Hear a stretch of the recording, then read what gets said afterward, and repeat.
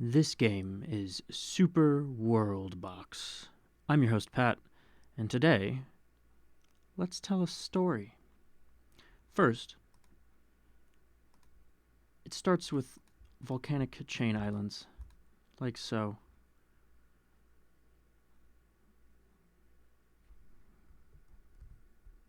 It's very important to let these grow and, create the space we're looking for.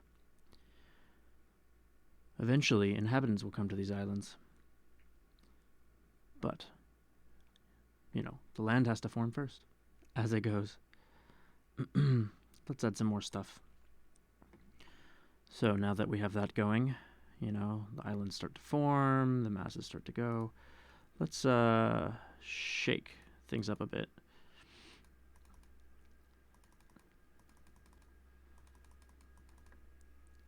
So to speak. Okay. Then, it's, the islands kind of mature and form up a bit here.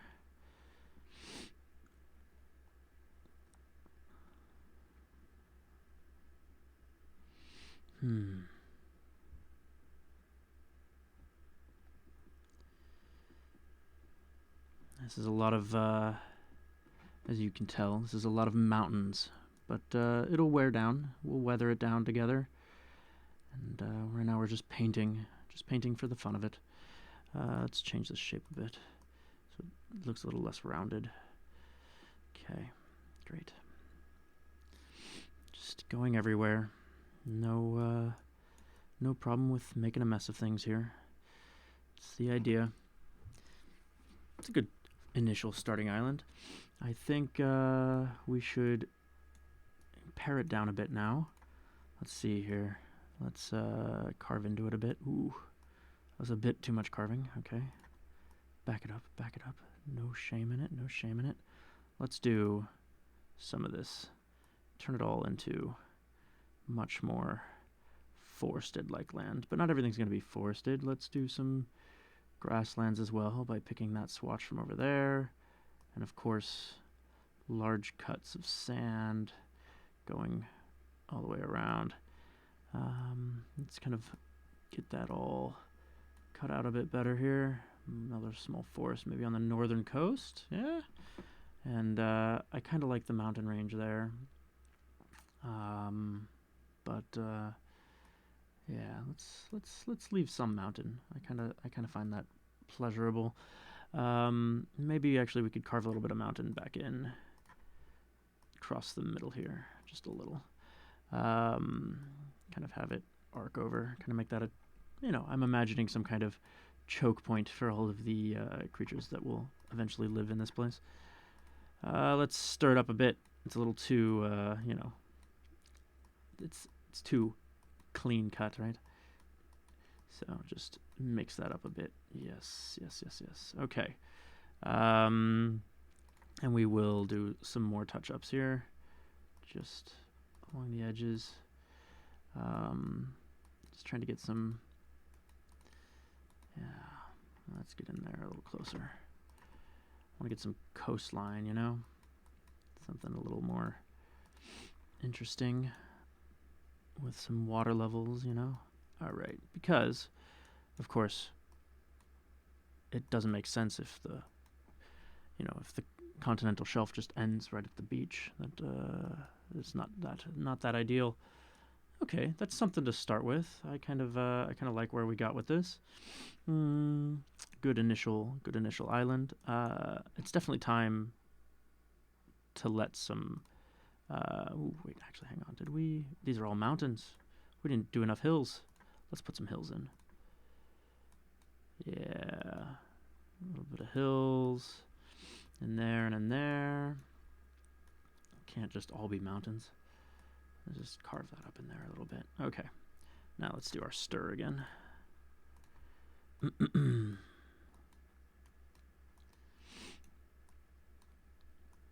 Not too much, just enough to really... Ooh, see? Yeah, that's not working for me.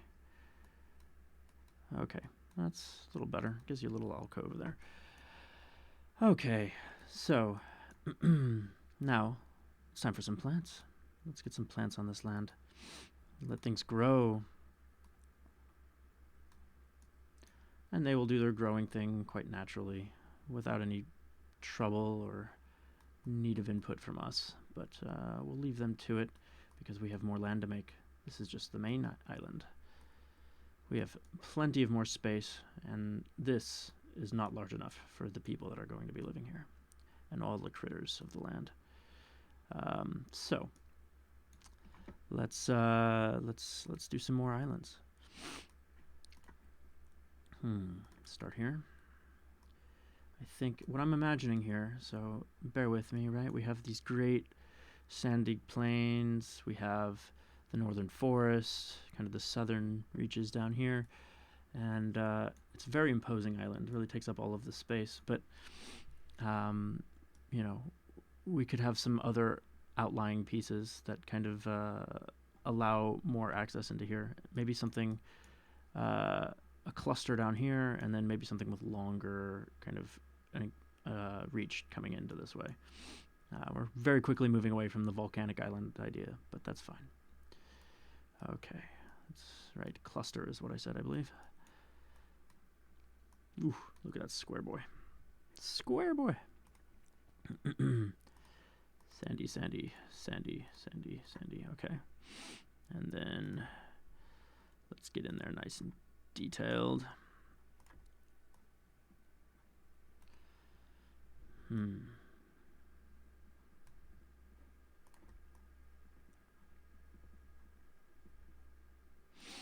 Great. And this is nice, but not going to work for me forever. Okay, just the small touches. Really nice and easy. Nothing crazy. Just, you know, want to expand things over this way. And maybe some in here as well. You know, try every which way that just kind of catches our fancy today, right? And yeah, could some little inland water maybe. You know, I think that's something the big island is also missing. We can go back and add that to the big island. I think that's a great idea. Let's carve some of that in there. And just do some more mixing. Can't all be sandy or no one will be able to grow anything. And that just won't do, will it?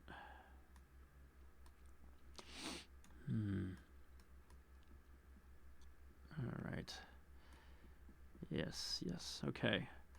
I like where this is going. This feels quite nice. Let's do a little bit of stir. Nothing massive. Ooh, didn't like that one. Nope. Okay, let's just get our hands in there. There's nothing wrong with something that didn't quite work the first time, right? Nice little inlet going on there.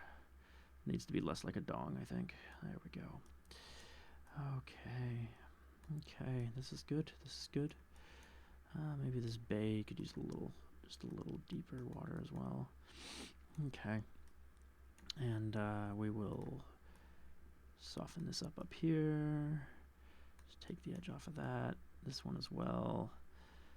This island is needing a little bit of something. Not much of a friend for inhabitants, a little too rocky, but maybe a spit that someone will find use to be on. You never know what life will cling to, so just start growing. Put some water in those inland lakes. Yes, okay, great. Not everything has to grow, but gotta give it a chance. Okay, here we are back here. Yes, nice little mountains in there. But as I was saying, I believe we want a little bit of an inland lake going on in here. How about right in here? Just right there. That's nice.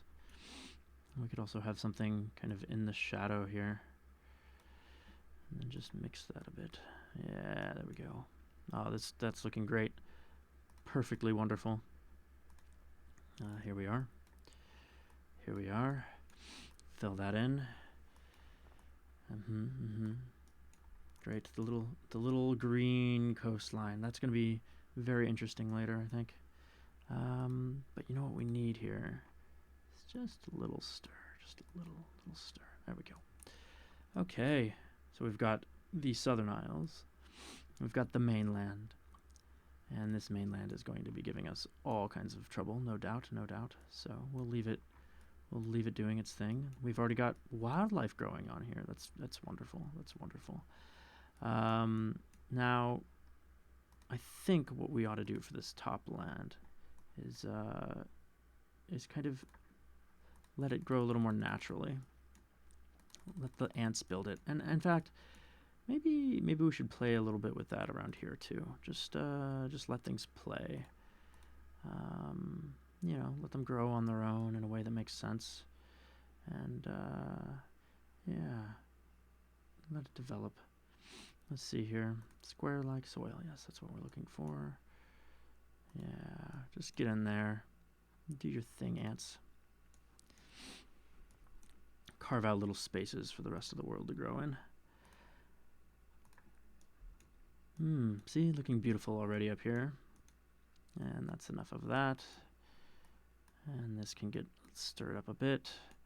Wonderful, wonderful.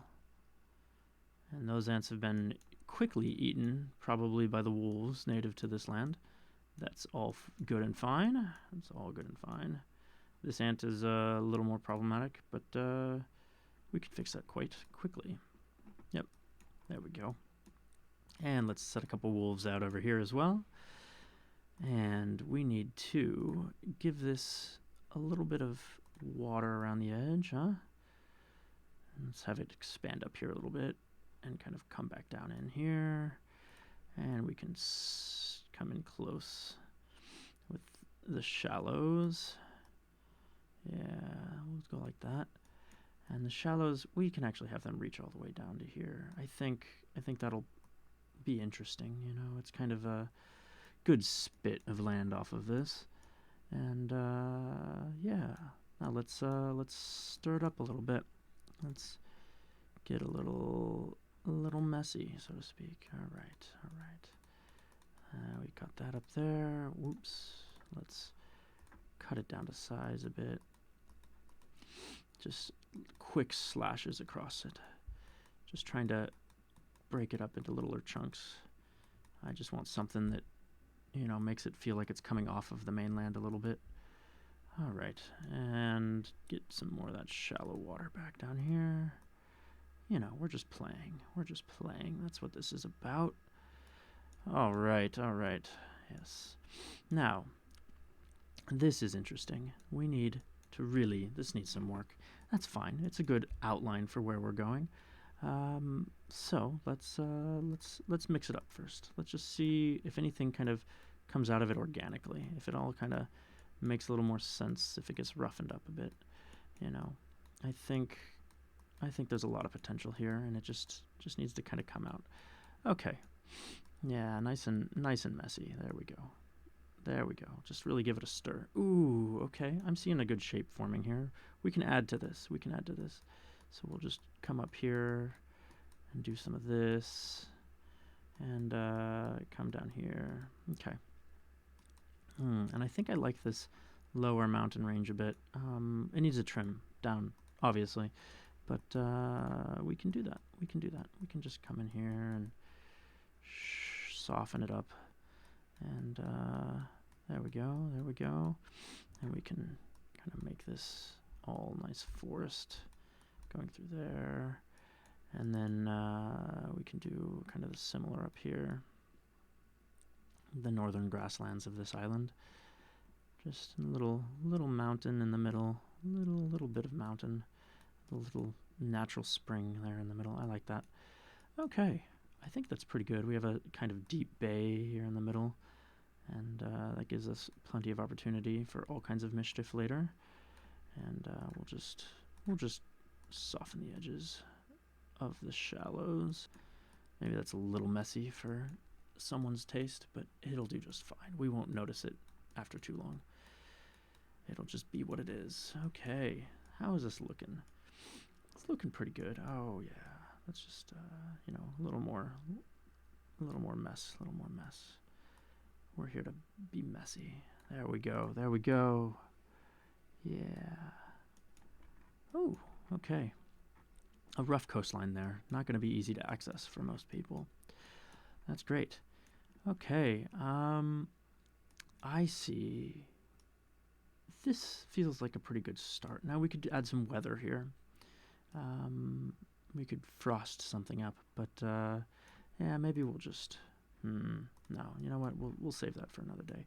Let's get on and just, do what feels right. And right now, I think we need to add some resources, just some stuff, just to kind of make some areas a little more incentivized to kind of be developed and kickstart life in this place.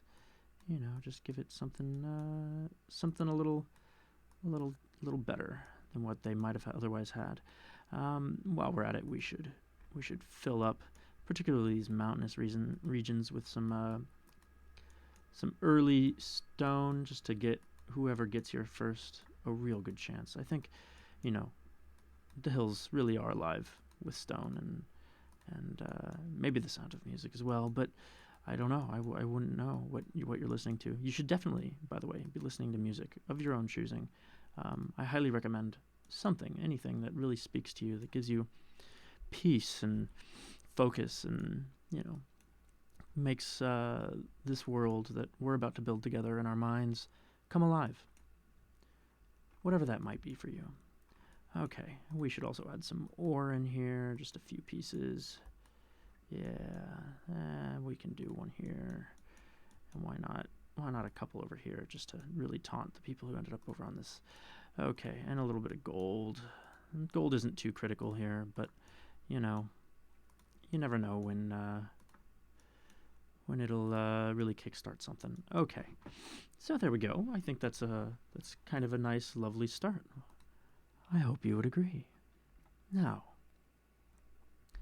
I think it's almost time for our first inhabitants. Now, it's almost 80 years. 80 years. Actually, more than almost. It's 80 years into this world's life. That's a lot faster to develop a living island than I think most islands would take. I believe that's quite a record. Well, let's begin. I think first we should inhabit these islands with more life.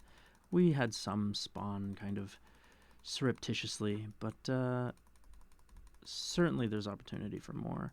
What do we have going on? Oh, that's a lot of wolves. That's going to make for a very interesting start. Okay, we'll add some more rabbits, and let's add some chickens, because why not? Everyone wants to eat a chicken, at least in this place, especially those wolves. Is that an F? It is an F. What lucky surreptitiousness we've got here. I think that F will be the signal of how this a few sheep on that small little spit. I think that F kind of reminds me we should name this world. If I can remember where. There we go. Sanctum of Dragons. This is not the Sanctum of Dragons. This is Forever Sorrowful. No, that's not a name of a place. Maybe Farron. No. I think that one might be taken already. How about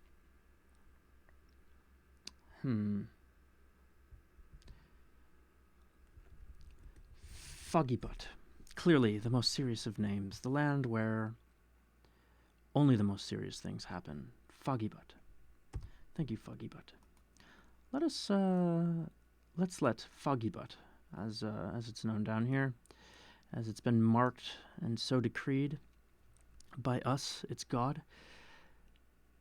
Let us start the great age of people. So, who should inhabit this land first? It's probably the elves. It's a classic. Tale as old as time.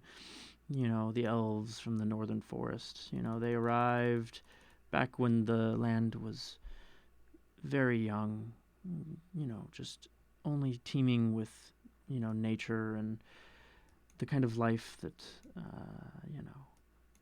that is just so innocent and, full of stone shaped like presents. It's truly an era of beauty. And of course, initial elves were not that intelligent and often got lost on, and starved eventually on the outlying lands. But they were barely intelligent themselves at that point. So we got to give them some credit there. While we're at it, let's make sure that we see some initial settlements. So we have 2 initial settlements kind of kicking off. We have this Nidahil and Sarah Achelius. Now, I don't think it's likely that both of these will survive. Luckily, they don't have to compete with wolves yet. Wolves would probably be posing a real threat to them. But it's early days, and initial settlers really are. It's fraught in new lands like this, so we'll see how they do. How are we doing? Okay, moving so fast already. Look at them go. Okay, and they'll slowly build their things up. But of course, the elves were not. Oh, wow. They were getting busy. So we have also Eanor. And we have Omiliad. And we have one that died already. Good job. Excellent work. As I said, quite risky out in these lands. And these ones have a threat of wolves. I don't think Omiliad is long for this world either. But Eanor actually probably has the best initial chance, and they're going to get a really strong start right in the middle. But we'll see how long that holds. And yes, another settlement has already gone down, likely due to starvation, let's be honest. Despite all of this wildlife, elves just sometimes don't know how to eat. It's the fate of being so, broken as a creature. Now, as I was saying, I believe dwarves were made no secrets about how long they'd been a part of the island, and definitely some would have started near the mountains, near their favorite places. But we may have also had some on an outer island, so we should give them all a good chance. I don't think that necessarily anyone's going to be lasting that long, and dwarves are a steady, slow folk, so, and they tend to have a little bit of a tiff with elves, so we'll see how long this goes. But it's a good start. It's a good start for everyone involved. Maybe there are great orcs, coming into this violent island up here. I think the orcs were later peoples to arrive, but they came in great numbers,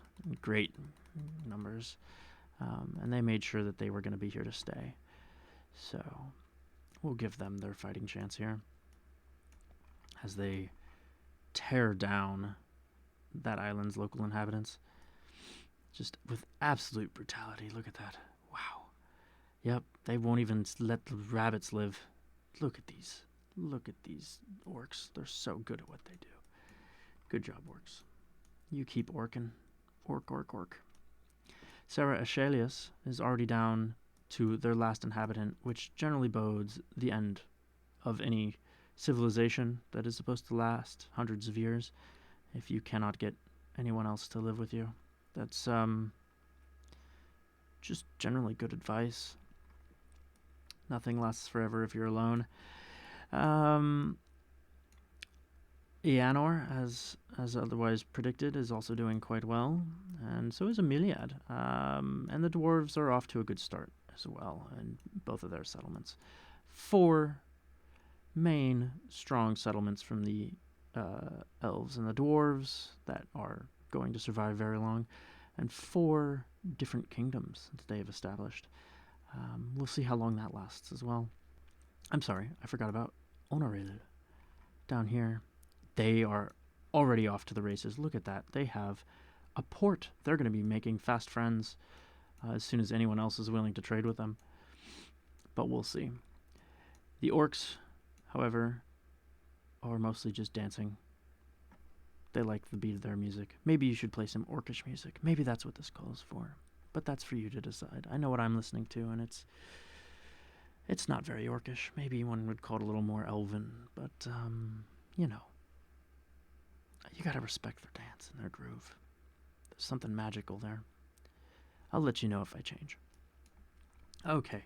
Now, of course, no land would be complete without the invasion of those pesky motherfucking humans. So, let's let them loose.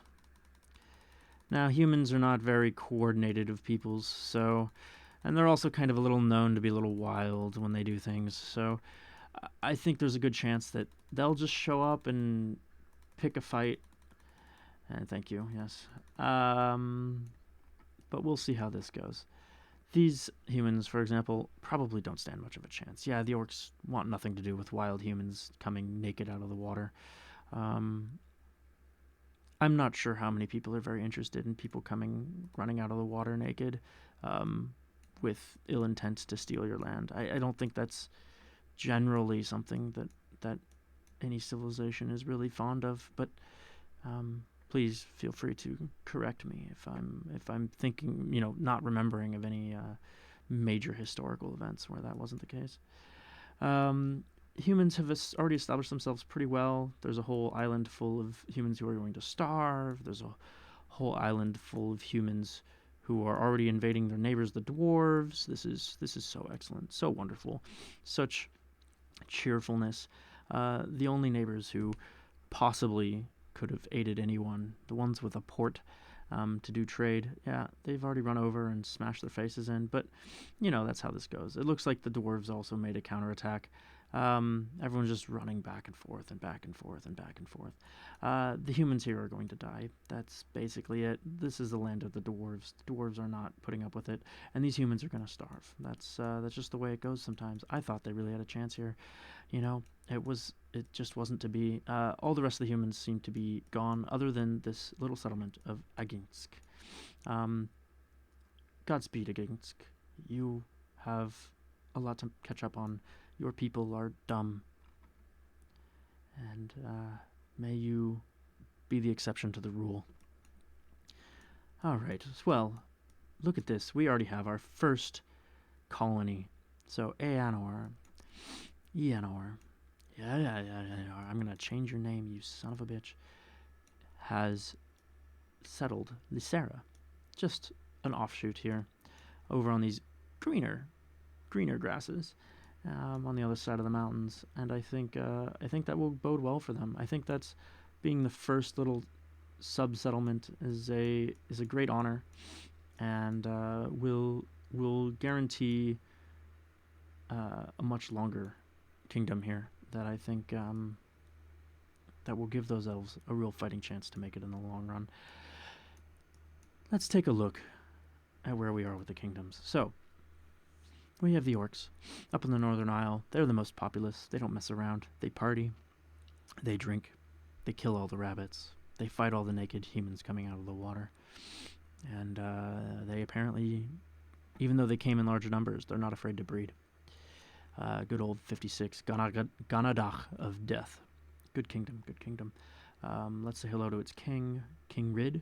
Rid is an interesting fellow, already fairly old for an orc. But we will see.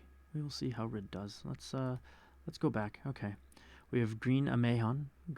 Now that's the spiders people. This is the one that has already kind of stretched its web out a little bit with its second colony, and they are led by Aeolora. Now, this elf is ambitious, which one would expect from someone who is king. Now, fairly young for an elf. I think this one will have a long chance to have a great effect on the fate of this world.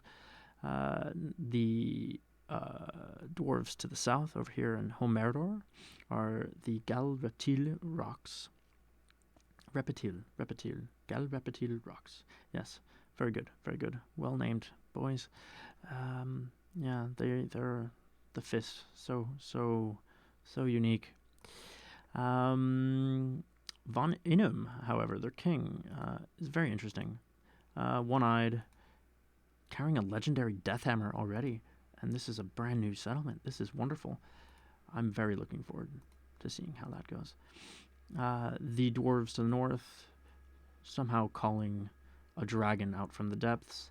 Odakors, they're led by Honorim.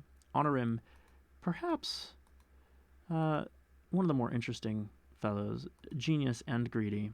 That's going to lead to some interesting conflict later. Also is really doing well with the weaponry. What are with these dwarves? This is, they're off to a great start. And then finally we have, we have more settlements. We have the Southern Elves, the Yigmo Faces Forest. What a beautiful banner. That's so gorgeous. Well done, well done. I'm rooting for you guys just for that damn banner. Yes, okay. Here we are. Nothing interesting at all going on here. I don't even think I'm going to star you. I think just good luck. Good luck, you fey creatures, you. Hanhabal, these, I believe, are the dwarves. Yes, all the way down here. The ones with the port. Now, they aren't really that unique in their ideas about what constitutes a good flag. I think what happened here, and maybe someone knows the histories better of this world of Foggy Butt, but it seems to me that the Gal Repetil rocks and the Han Habal, it seems to me that they must have come from the same group of initial settlers, right? They must have dug through the earth and just kind of gotten divided by the water in the way, and one took the left, cavern, the other one took the right cavern, and they both thought that they were heirs of a great empire, and only time will tell. They both took up the banner of the old empire, but they're a little colorblind in the dark, so some of the details were a little wrong, a little different, but that's fine. We'll see how it plays out for them. Finally, we have the humans, the good old Esiwokyo. Now, Esiwokyo, have some nonsense leader doing not much. So we'll see how everything goes for everyone. The Honoril over here have a very, very young leader, which is fascinating. I wonder if that has to come from their initial war with the humans that once settled this land. But we'll see. We'll see how this goes. So, now things are off to the races. This isn't... nothing terribly crazy is going on yet. Aginsk is doing fine. They're growing. They're still early years. Now, the dwarves of Hammer, on the other hand, are already starting to build armies. They are probably planning new expansions soon, and they're really upgrading themselves. They're going to be a real powerhouse in no time. Not to mention, they have the supplies to build incredible weapons, which we've already seen. These southern elves have finally gotten started on upgrading their housing. They're not just living it rough in these fields anymore. They're having conversations with the nice next-door neighbor dwarves who are ready to kick their teeth in, but so far things seem happy and friendly. We'll see how long that keeps. Oh, and would you look at this? Homeror has already put its first extension out, Bambarel, and I think they will enjoy their home deep in the forest there. And we have our first war. It was not long for the world. This southern clan of elves, unfortunately. Dwarves just really do not like elves at the end of the day, and it's unfortunate, but it's just the way some things go. And of course, as is the way in Foggy Butt, the children must be slaughtered. Even though the last elf in this little corner stood fighting to save those children's lives, there was nothing to be done. The dwarves were here to slaughter. The king has come from nowhere, come to be useless, and die. Die before we could know their name, if they were even the first king, or if they were just the last king of Omiliad. Rest in peace.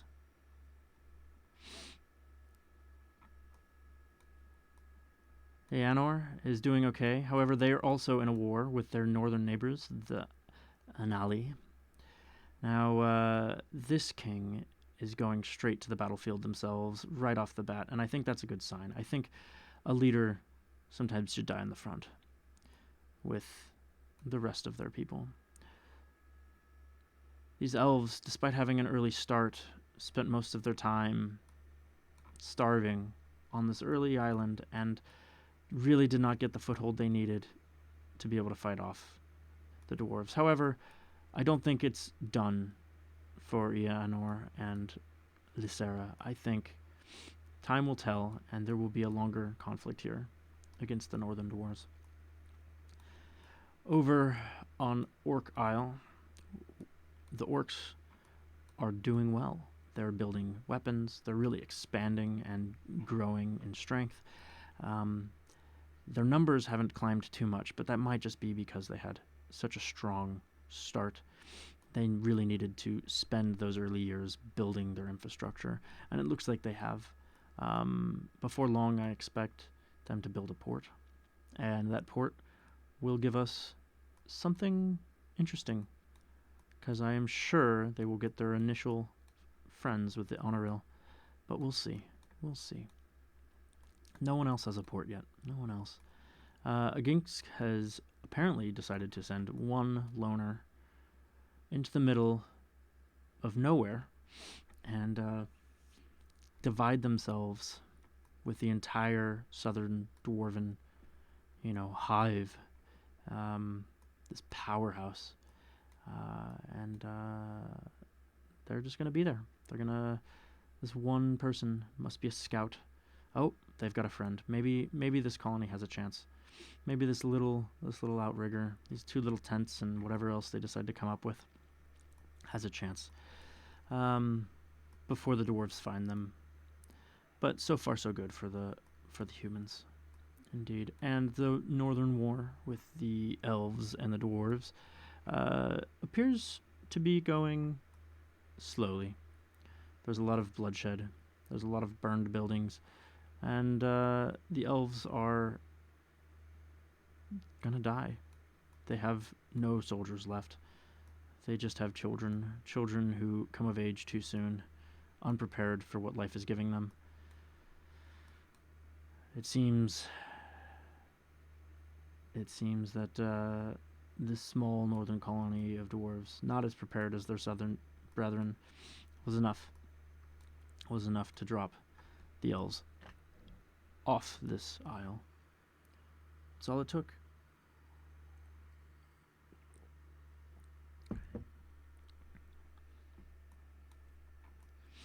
This is a land for the dwarves. Sisusua seems to be doing well. They've grown rapidly. They must be getting new immigrants. They've built extra housing, and more neighbors are coming down from Aginsk. Aginsk has built a port. This is a good sign. They're already sending their trade ship over to visit these dwarves at Honoril. Honoril is nice and small, as these little island nations tend to be, and that's fine. That suits them well. They've done their initial fighting, and one day they will expand. But for now, they are happy living out their life with their chickens. Aginsk has also started their fishing empire, which I think will help them greatly. Even though they're not at a lack of food in this forest, I think it shows that they can grow even more quickly and have a good chance, competing for land with their neighbors, the southern dwarves. The northern dwarves, now that they have annihilated their hated blood enemies, the elves, completely removing those initial landlubbers from this island, this dwarven homeland as it was always meant to be. They've built their own port in Anal, and Anal is already up to the same kind of nonsense, and it's a great sign for everyone that they've all gotten a good head start on shipping. They're off to a nice start. I think they will be fine for a while. Zakag. Here we are. The orcs. Their shipping is in place as well. Everyone is in play, other than the southern dwarves. There's a war. Yes. Unfortunately, the humans could not keep the peace long enough. It really is. It really is a shame. These dwarves of this land are so angry and so violent, and they will just not share with anyone. I can't wait until they meet each other. That's okay. Who needed humans anyway? Ah, but the orcs have landed. The orcs have landed, and you better believe that the dwarves want nothing to do with them on this great dwarven island of Foggy Butt. They want nothing to do with it. But the orcs don't play. Not unless it's to dance and breed and listen to orcish music. But when it comes to establishing their own land, you better believe they're going to make the most of it, and they intend to be here, and they intend to make their presence known. But for now, that initial attempt kicked off quite viciously by the southern dwarves coming out of Homeror. Excuse me. Let's look at how things are going here. Lots of destroyed villages, lots of dead kings. This is, yes, as things should be. Quite proper. We can see we're already in year 173. The world population is a measly 300. But beasts have dropped. This is half the population of what was originally started when the elves first landed. It really tells you and speaks to the character of these different races that have landed here. I think, the rabbits and the chickens, maybe they would have been more civilized.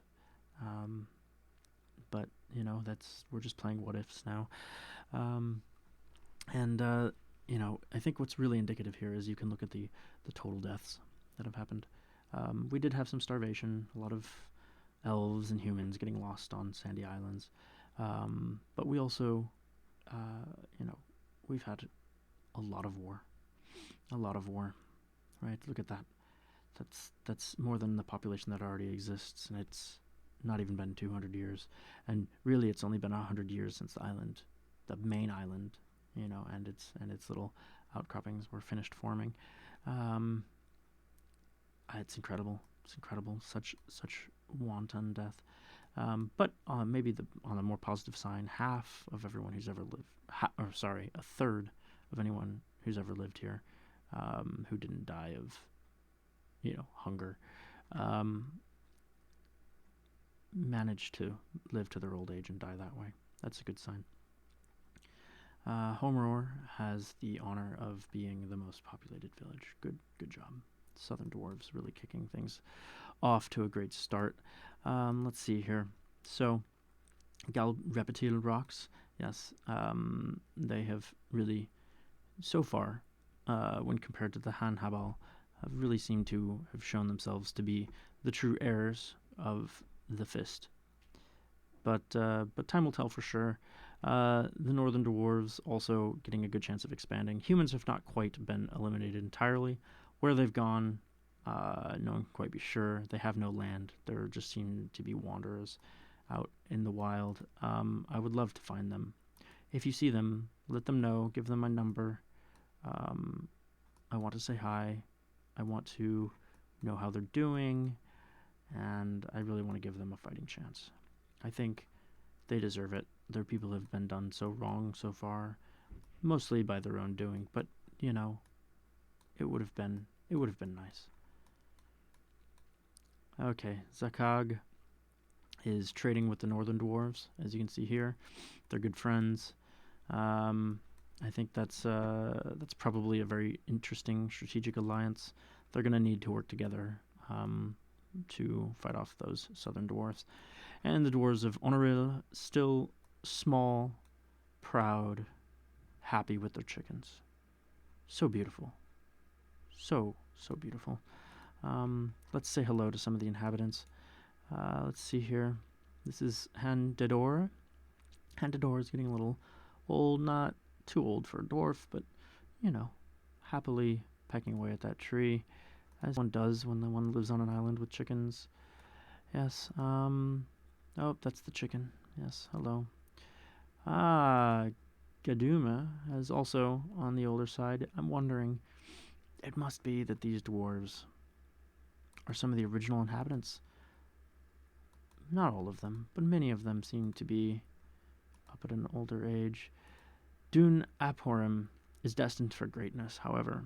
Look at this weak, stupid little dwarf. What a wonderful little dwarf. This weak, stupid little dwarf deserves our blessing today. May you go forth and do great things in the world. And one would be remiss not to notice that Opongume has also been blessed by our all favorable, if haphazard, hand, and may they also do well, but we don't really care how it goes. They just get the advantages and none of the scrutiny. Well, let's resume. Now, I think if we look at our favorites list, we have everyone's favorite weakling and idiot.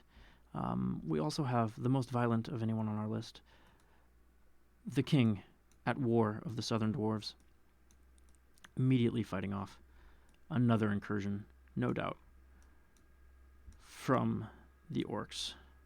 But all seems well. Von Enum may be one-eyed and may be crippled, but he certainly knows how to pack some incredible gear. Look at that elegant amulet of speed. Look at that elegant armor of hell. What an elegant, elegant king. An old king. A king that does not have long left in this world, but a king that has seen war, and a king that has held his own against many enemies for a long time. May he do well. His second in charge is no one. It's him. He does not trust anyone other than himself. This is very fascinating. Very fascinating. But I got to imagine there is someone hanging out that is ambitious enough to eventually try to take this place of that king. Meduma, happy living their life. And Benail, the leader of this smallest of the southern dwarven colonies. The newest, the youngest, of course, also the youngest in age, but very attractive, clearly advantages in running off into the wild and attracting the other dwarves to go join in this quest of making a new life away from the capital.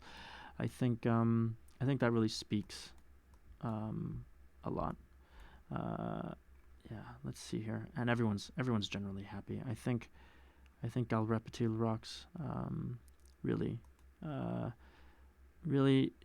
will be shaken by the death of their king. No one is expecting it, and it will happen soon. I'm certain of it. Now, if we look to the northern dwarves, also sitting on 3 villages, smaller, but 3 villages. No, the smallest little enclave is too small, too young to have determined a leader. The middle enclave has a leader that really just wants to watch the world burn and will let everyone know. Young, good with a bow, which is odd for a dwarf, and lucky, and worthy of our attention, worthy of our great attention. This is someone who has the chance to change the fate of the world, and I think they should be acknowledged for it. Likewise, if we look up here at the main capital, we notice Honorim, the great king who we called out very early on, the greedy, the genius, has built up quite an interesting set of gear. Nothing to rival the southern dwarves, but enough to show the honor of his position. And I think he brings honor to his name. Yeah, I think it really does. But we will see. Now, if we go up to the orcs are no doubt up to their mischief. I don't see anyone surfing, but you never know with those types. They just love the surf.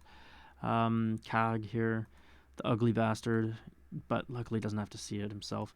I don't know why he shoots a bow. I don't know if he knows it doesn't work, but it's not like he would see where it was going anyway. So it's okay that it's broken, I think. May he live his life blissfully unaware and never having to fight an enemy over it. Porok lives out on the corner under this tree, for good reason. That paranoid bastard. These orcs, you just never know. Akag. Now this is an interesting orc. My guess is that, yes, this is the leader of the town. Now, of course, that's different than the king, and worth noting, you have the king of the entire peoples under that banner, and then you have the leader of that town. Akag, therefore, is the second in command, only 41 years old, incredibly well equipped, interesting character, and going to leave a mark in this world, and has a real contention under the king. The king, Kez is fat and lazy, he's ugly, but he's honest. And I think that means that maybe the orcs of the north have a chance of a very, very beautiful existence for a while. Let's pay attention. Let's pay attention. And some orcish children. Here's the thing about orcs. They don't stay children very long. They really grow up so fast, and they become such violent chicken killers within no time. And rabbit killers. They love their slaughter of those little creatures. And it makes sense. I think they would kill their own young if they were young too long. It's just the way of the world. And orcish life is very intent on a certain way of being. You can see this orc, for example, 7 years old, 6 years old, full-grown adult, given their own bow, willing to wear the badge of their kingdom, Ganadag of death. That is intense. Intense is all I can call it for these orcs. Okay, let's let them resume their quests for dominance and empire. It's really a shame seeing the ruins of the old elven worlds, but I'm glad to see that the northern dwarves are not wasting any time inhabiting some of the other positions, and nor are the southern dwarves. In fact, the southern elves are almost completely eliminated from memory, and it won't be long before they're gone forever. I think the ruins of the humans, however, may stay a while longer, but time will tell. Time will tell. The dwarves of Honoril, still happy, still with their chickens. More chickens, in fact. Little baby chickens. Little chicks. I don't think they're that keen to be going anywhere. What a happy life. Unfortunately, I don't think life here is that stable, and I think the humans are a little anxious. Life back home was a little too, how do you put it, disruptive, or perhaps volatile, dangerous, miserable. They are fleeing something, and they will make their presence known. They will establish themselves because they have nowhere else to go. There's nothing else for them but this land. If it weren't here, they wouldn't exist. So here we go. We'll see how these humans do. I imagine these naked beach humans will go pick fights, as naked beach humans tend to do. Anger all the locals, die to the axe and the bow, but go be naked, you naked humans. The humans of Yufahad are nice and cute and quaint, and maybe you're getting a little bit of a memo from the dwarves of Onadir, right? They like to hang out with their chickens. They're building something beautiful. I wish them well. The humans of the more southern isle fall to the same trap that all the humans of this land seem to fall to, and that is pure starvation. Let's give them a hand. Everyone, good job. Good job on starving. Good job on dying. Good job. So, Anakio, that human settlement has died. Efigio has also died. All those humans starved. They tried. They tried and they failed. The way humans will from now until forever. It's our way. It's their way. The Dwarven kingdoms are looking healthy. Bamreril, off to a good start. Still young, you can see it in their wooden houses. They haven't really adopted the proper Dwarven stature of stone, but it's also a deep forest home. Maybe they're learning a little bit of their hated elven kin. Or maybe they just, haven't figured out how to build a mine yet. It's tough to tell. They have such auspicious neighbors, such developed and classy capital. Maybe they just enjoy being the forest scum. I think that would make sense. Bamreril, the forest scum. I think the city of the forest scum. May they live long. May they want one day show up this great city of Omoror. May they show them who's really, really valuable in this world. The northern dwarves have established a colony and turned it against the southern dwarves. This was a southern dwarf colony, and the northern dwarves have convinced them that it was not to be. They should join the more powerful side, or so they think they are more powerful. I am not convinced. I think Omoror and the scum of Bamreril will show the northern dwarves really what's going on. Let's see. Northern dwarves are moving in hard and fast. I think they're really giving a strong push, very strong push. I think this will do great damage to the great southern dwarves. In fact, we're seeing some of the first buildings fall of the old city. Large forces marching in. The scum of the forest scum, mostly unperturbed so far. Omoror is falling, is dying, will be gone forever. Maybe Bamreril's great, incredible, prestige of a revenge against the old city was simply to survive, to hide in the woods, not be seen too long, and let the capital fall first. Always better to let the capital fall first, right? Bam Odakal, that little island of a city here, on its own with that gorgeous, charismatic leader of theirs, still seems to have been populated by small children. I guess they've turned sides. Bamreril have also turned sides. We are now seeing, except for Egtarl, would you look at that, they had a change of heart. They saw their brethren slaughtered, and here they are, coming back and fighting. Children though they are, they decided, they made the wrong decision, and for the honor of the old country, for the honor of their fallen brethren, for the honor of the fallen capital, they need to stand up and rise, and they need to die and stand in the annals of history as the dwarves of the southern nation.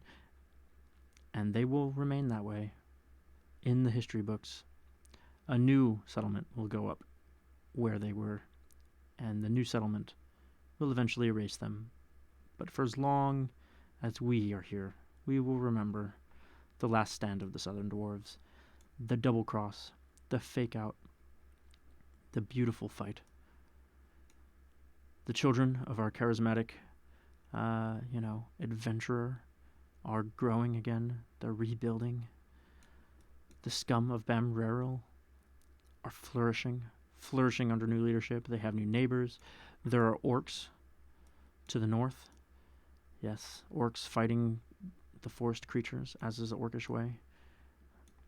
Clearly here for this beautiful surfing. But we'll see. Time will tell. Zekhag, clearly nearing capacity for their current development status. No doubt seeking out new land, not just for the sake of establishing new territory and putting the orcish footprint, one might say, onto the mainland, but also just out of necessity. The north we have an entire fallen dwarven city. Must have decided to turn coat in the war. One can only wonder. Their names never known. Their faces lost under those stupid Santa hats.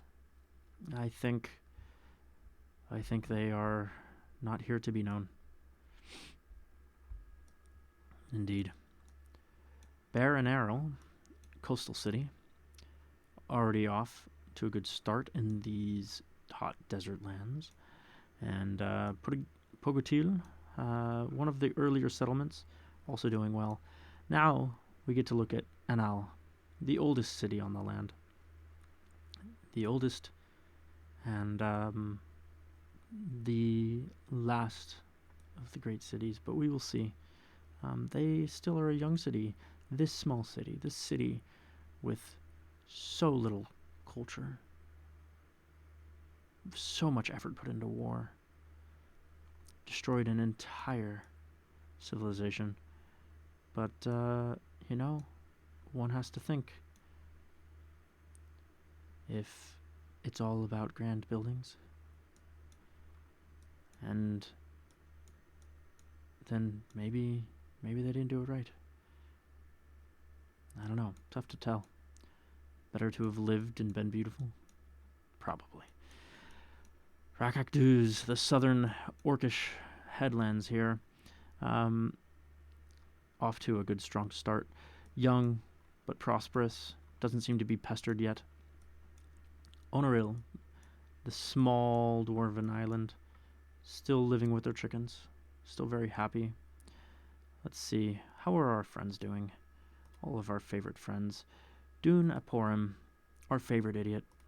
Still alive. Still kicking it. Still living a good life. Very wonderful. Very glad to see it. Oh, that's the wrong. There we go. Yes. Good, stupid idiot. Congratulations. Living to 96 years old. Long by any measure. May his stupidity last him longer. The humans, the small outcropping, of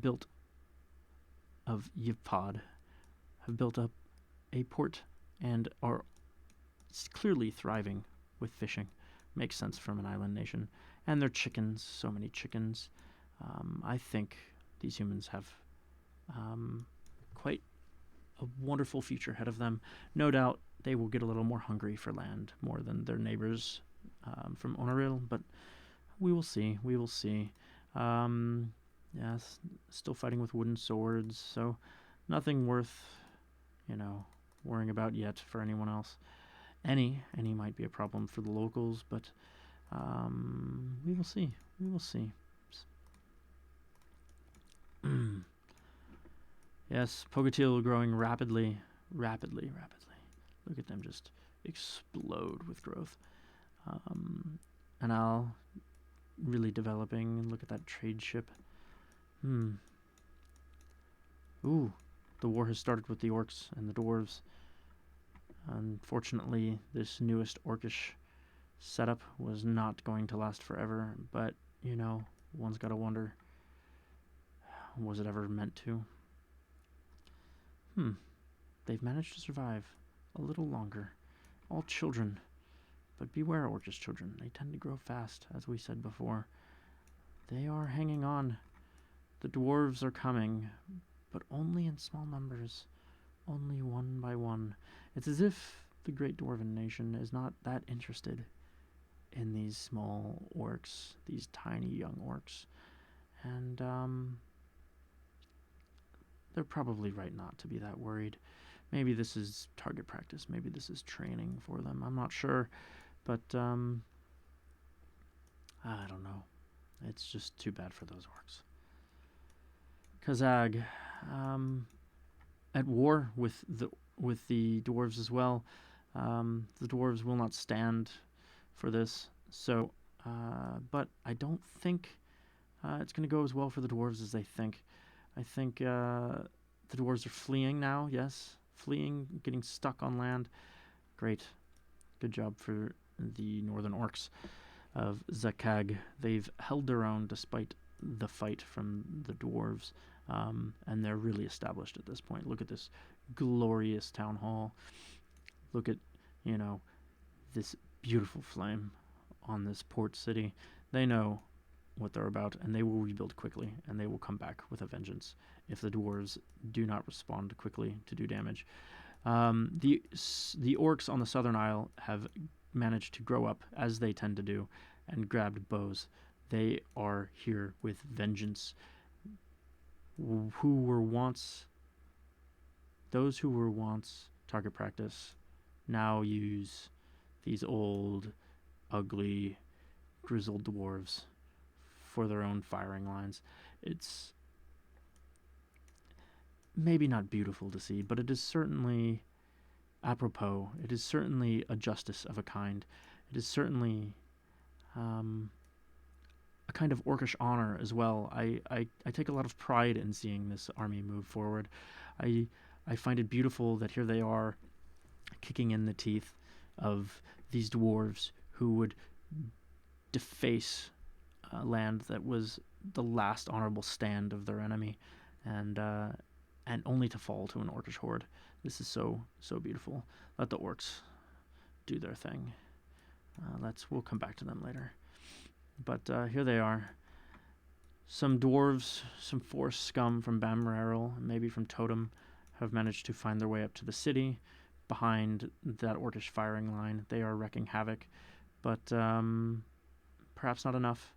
Who is this orc? Who is this glorious orc? I must know your name.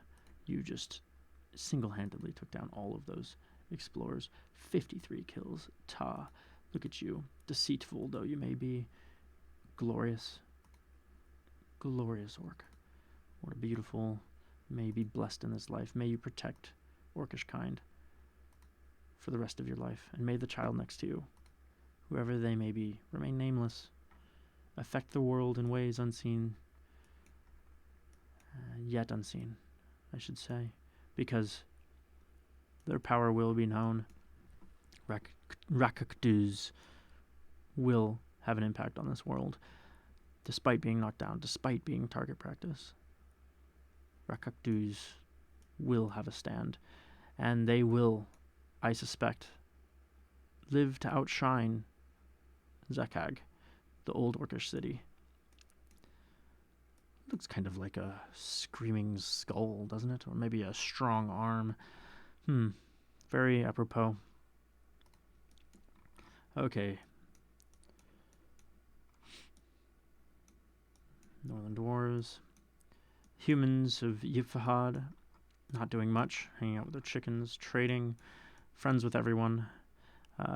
If we look into the 4 different tribes, we can see that the dwarves of Honoril also at peace with everyone, no problems in the world. Shishifan, the humans, to their catty corner, I suppose. How do you call it with islands? Other side of the archipelago. Also doing fine. No enemies. Just happy to trade. Small little island nations, not pissing off anyone. Weird how that works sometimes, So, here we are. Now we get into the big city of Odakor, or the big nation of Odakor. Odakor, the great Dwarven nation, formerly known as the Northern Dwarven Kin. But now just Odakor, the great Dwarven hive, so to speak, sitting at a larger population, single-handedly larger than the entire world's population when we last checked. Incredible. Only 143 years old, so it hasn't been that long, but they are here to stay. They are here to dominate. Very happy, very pleased. I think only Pogatil, and Bamrarel, always angry. Those forest scum. Pogatil, right next to the capital, perhaps feeling a little overshadowed, but nothing enough to stop this great, glorious king. Look at that king's stats. This king, von Rarhill, it's really quite impressive. Old, probably not long for this world, but has done enough to keep this nation together. I suspect when von Reril dies, there will be an upset. There will be change, but that is years yet, so time will tell. Time will tell. Oak managed to survive despite being criminal, despite being, blasphemy to Dwarven kind and Dwarven honor. Still they stand, ever vigilant. Rakakduz falling to the Dwarvish army, only a small child left to stand. Our great heroes from Rakakduz did not make it, were not given enough time against Totem and Bamreril, those forest scum. It's unfortunate. The dwarves didn't even care that they were there. They just wanted to go beat on someone, as these great dwarves seem so intent on. But here we are. A large army of 6, maybe not that large, is gathering. More will join, of course, and I suspect that the orcs are not done being heard, are not done kicking in some teeth, are not done stripping the hide of dwarves, but we will see. And the king here yet lives, so no chaos yet. Perhaps it would be best for the orcs if they waited a little longer, waited for disruption in the mainland, waited for the dwarves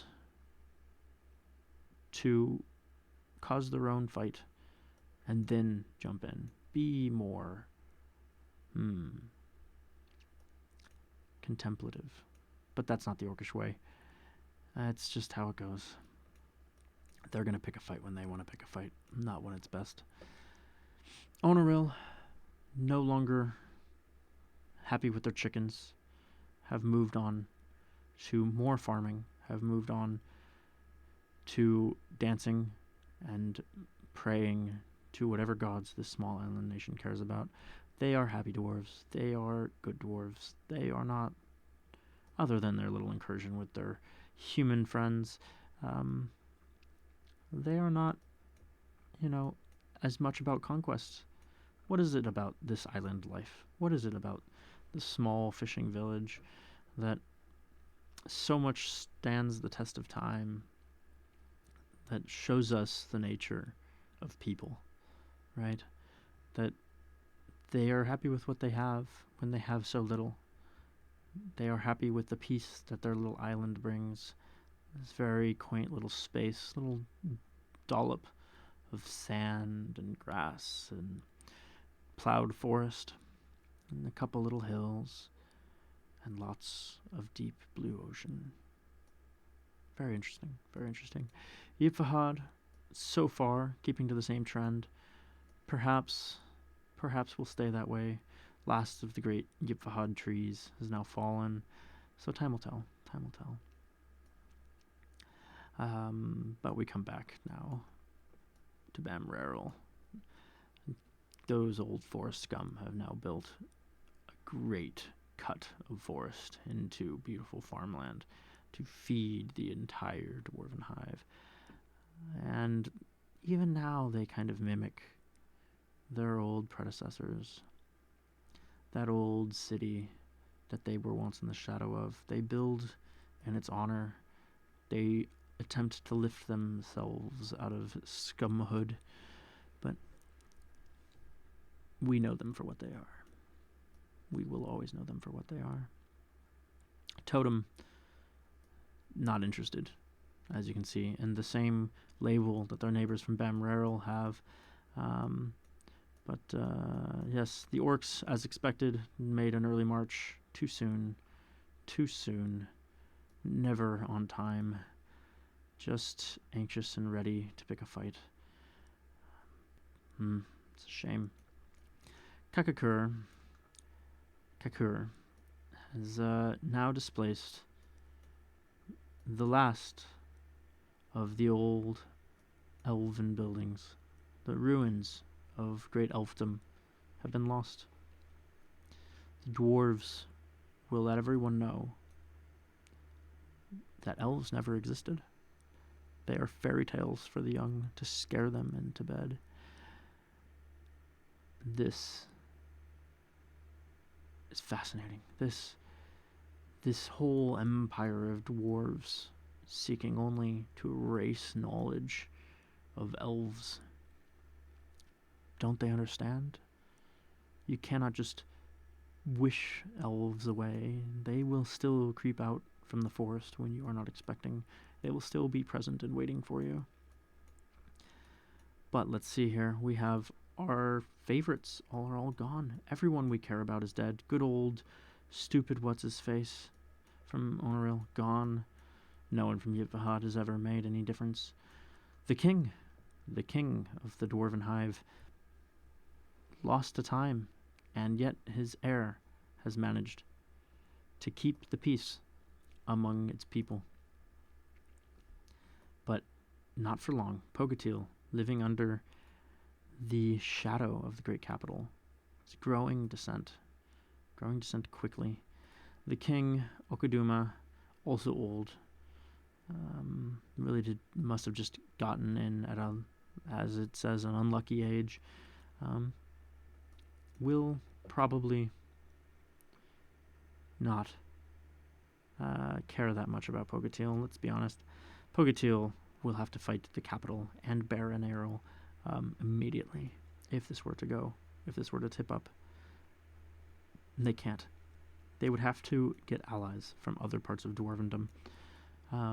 They would have to talk to Bamrarel. Bamrarel's probably their best ally. Bamrarel could take out the entire southern half of the island on its own. Those forest scum know what they're doing. And if they did, I think Pogatil would still fall.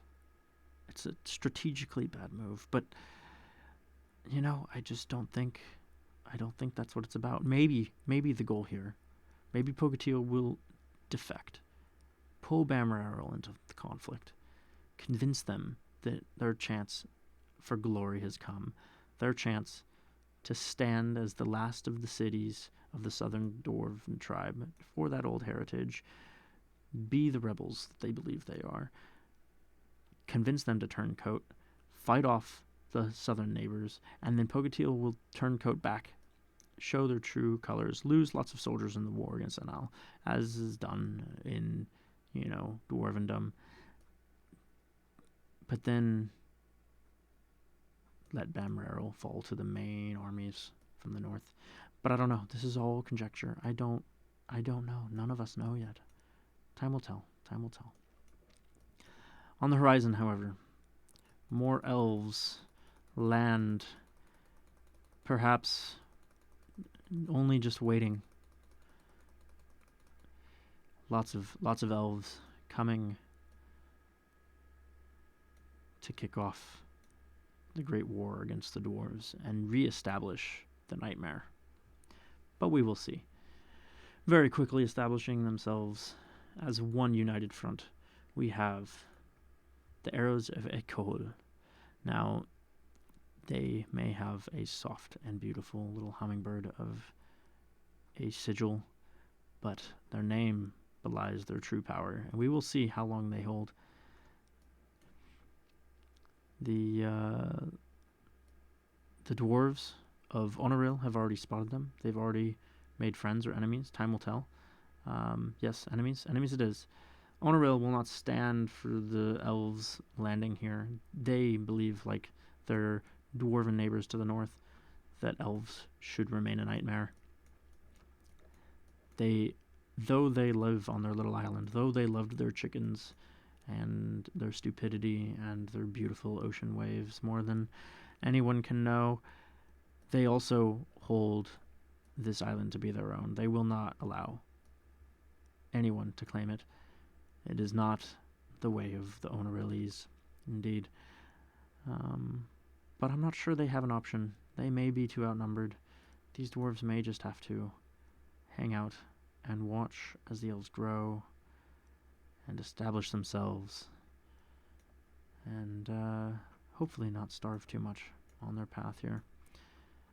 The humans have also noticed the elves, also decided that the elves are not fit to live on this larger island. Indeed, this larger island is a bit of a sore spot for everyone who lives near it.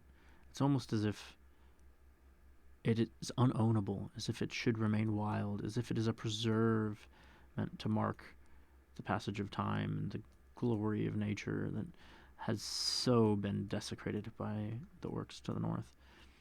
But it's tough to know. Zakag, lower on population, no doubt having sent its armies into the mainland, ill-advisedly, ill-timed. Just sitting here waiting, wanting to pick more fights. We will see. We will see. Good luck to those orcs. Dwarvendom growing rapidly. Onor, this tiny little city, clearly becoming the vacation town for everyone. Great hall and lots of living rough indeed. I hear it's because of, the beaches and the great vistas from the mountains over onto the water. But it might just be a passing fad. You know how these things go. Anyway, Bamrarel establishing itself as the great city of the south. Those forest scum know how to make a shine. Totem, always in its shadow.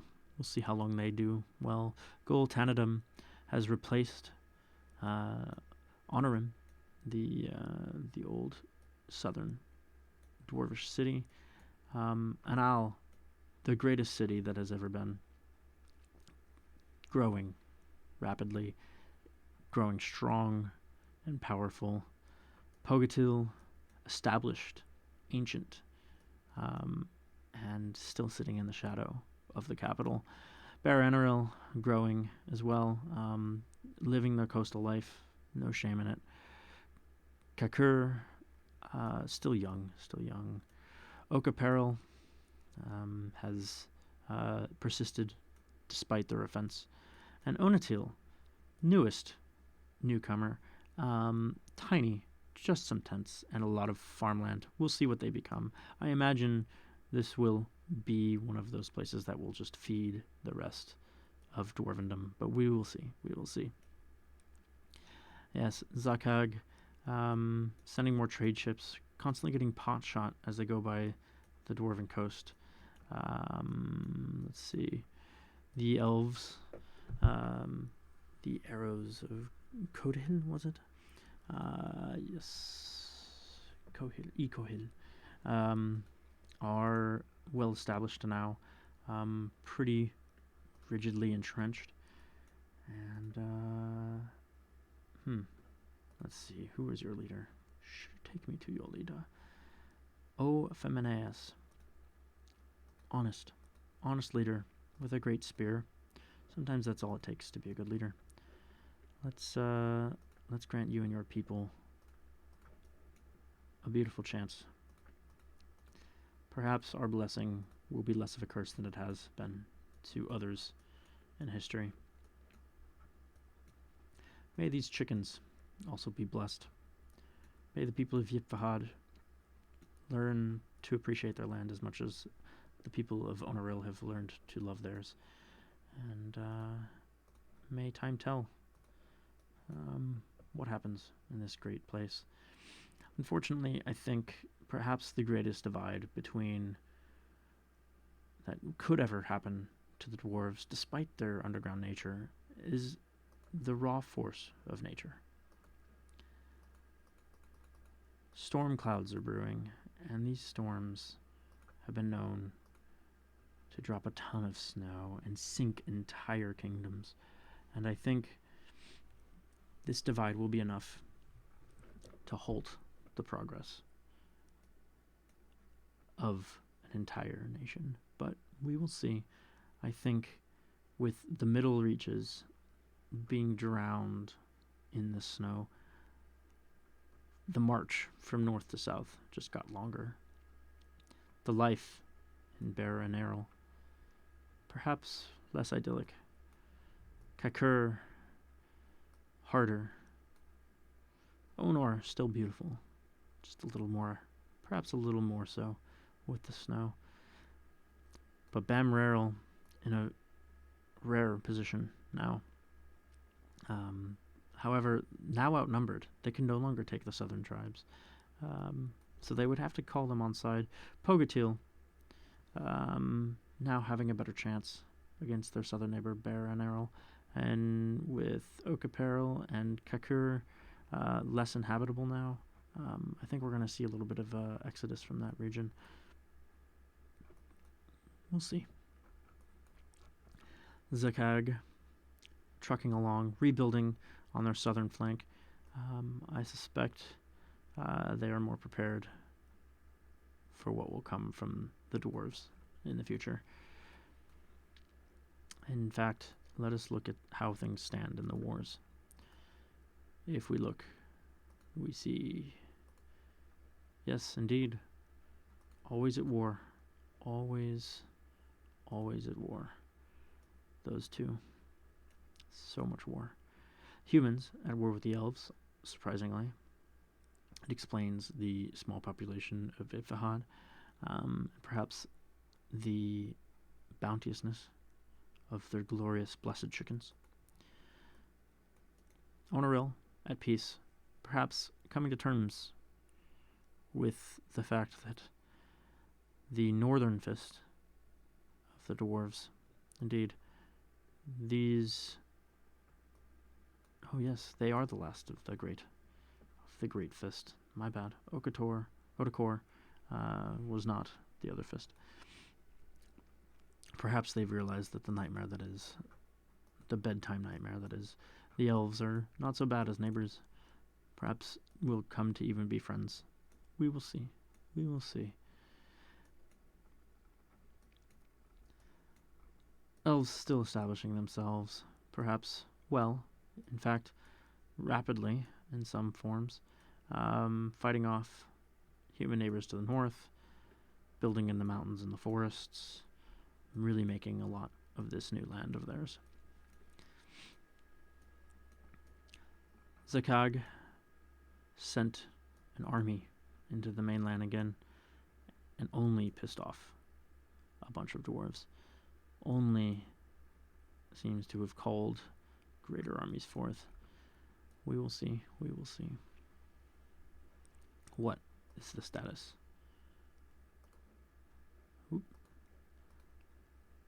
of Odakor's peoples? Odakor's peoples are getting more and more dissatisfied. As expected, Pogatil, least satisfied, sitting in the shadow of the capital. A great city of its own right, one of the eldest, but not recognized for its worth. The forest scum of Bamreril, also dissatisfied. In raw size, the second strongest city of the Dwarven nation, of Odakor, but, you know, who knows? Who knows? Will they ever actually be the first to pull the trigger and declare, you know, their independence? They weren't last time. They only turned coat. It's the only reason they lived. They turned against their betters and will forever remain forest scum. Totem, however, agrees with them, even though they are young, even though they have always been a part of Odakor. They are also reasonable. They also hear the whispers of Bamreril, and they know if Bamreril turned its forces onto them, and only them, they would fall. It's better to combine forces, take the southern reaches against Gul Tanadum and Onor. Onor, this small vacation home, this small space with beautiful mountains, never enough. Indeed, we have it, our first fight. Totem jumping the gate on their own without Bamreril, but Pogatil finding an unlikely ally without Bamreril in the fight, fighting against the capital. Totem will fall without Bamreril on their side. Pogatil also not getting the distraction they needed, not pulling the fights to the south, instead dying on the reaches of the mountains with Bear and Arrow. The capital making quick work, not even sending all of their forces, just sending little outriggers. There we go. Here we get the armies moving in, ready to wipe Pogatil off the map. And fall they will. Here we go. Bear and Arrow, however, will rise to take Pogatil's space. They want to be the second place. They want to be in the shadow of the great city. Totem pulled out. They realized their error. They realized without an ally from one of their neighbors they couldn't hold. And so they didn't. They sacrificed their men and probably their women and almost definitely their children, as is war and dwarfendom. But they did not sacrifice all of their land. They did not sacrifice their soul, and they came back from the brink. Pogatiel, gone to history for their bravery, but also their, raw callousness and, willingness to fly in the face of Anal's great reign. They were sunk into the sands. A new little, what do you call it? Little gathering of dwarves has appeared, though, on the northern little spit just north of where Pogatiel was, to reestablish that space for dwarfendom. No land can go unused at this point. The orcs have also been knocked into the dirt. No doubt they saw their opportunity. No doubt they took it. No doubt for once they did not lead the charge too early. But I imagine the scouts saw that coming, and here we are. The orcs fell, and perhaps the soldiers they sent in the wave before were the ones they needed to hold the land. Perhaps they were the ones that could have kept them alive when there was such great calamity going on the dwarf mainland. It's too bad. May those orcs rest in peace. When we come back down to the Southern Isles, we have war among the dwarves and the elves. It seems Onaril has picked a fight. They could not stand for the dwarves being on this land after all. It's a shame. Small though all of these nations are, perhaps life could have been peaceful. Where is our king, O Feminaeus? Feminaeus, leading elvenkind to take Onaril? Is that the great plan? Will you conquer Onaril for elvenkind's name? Will you die in the attempt of saying you deserve all of the Southern Isles? No, indeed, you will stand here. You will destroy, and Onaril will fall. The small isle of dwarves, not the dwarves who sank your brethren and destroyed the two nations of elfendom. No, indeed, the dwarves who were happy with their chickens and their stupidity and living happily on the coast with their children, they must suffer first. And you led the charge to the slaughter of children. Long live the arrows of Ekohil. A glorious charge all the same. Well done, elves. Ifahad holding, clearly realizing, picking a fight with those elves, probably a bad idea. Good to have gotten out of it while they still could. The elves expanding rapidly into the land that's available to them. They will establish this entire archipelago, no doubt eventually displacing Ifahad if they get the opportunity. And all they need is a provocation from the humans, and they will have their seat on their rise to taking and attacking the mainland. Back on the mainland, party at Netatil. Looks like there's a lot of love for mountains among these dwarves, and they are intent to show it. They are intent to celebrate the conquering of such upstarts as those that were in Pogatiel. Bamreril coming up back into its old form, ancient city at this point, very powerful, and single-handedly larger than any two of its neighbors combined. Onor, perhaps no longer, still a popular vacation town, perhaps no longer the vacation town, with such celebration over the corpses of dwarves as is going on in Netatil. Anal, also keeping on just fine. This old city, powerful city, celebrant of crabs.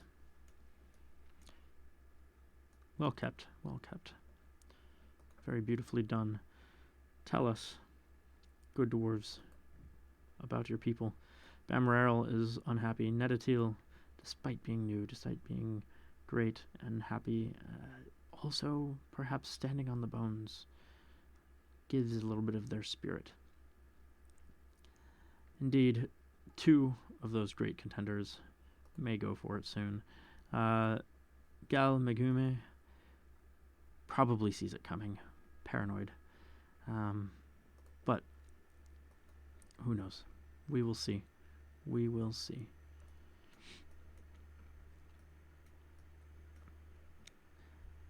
Indeed, the icy reaches have not slowed Dwarvendom. If anything, they have entrenched it. They have established its dominance. They have allowed it to fight from two fronts rather than from one. They have endured the cold, Kakur only being the hardest hit.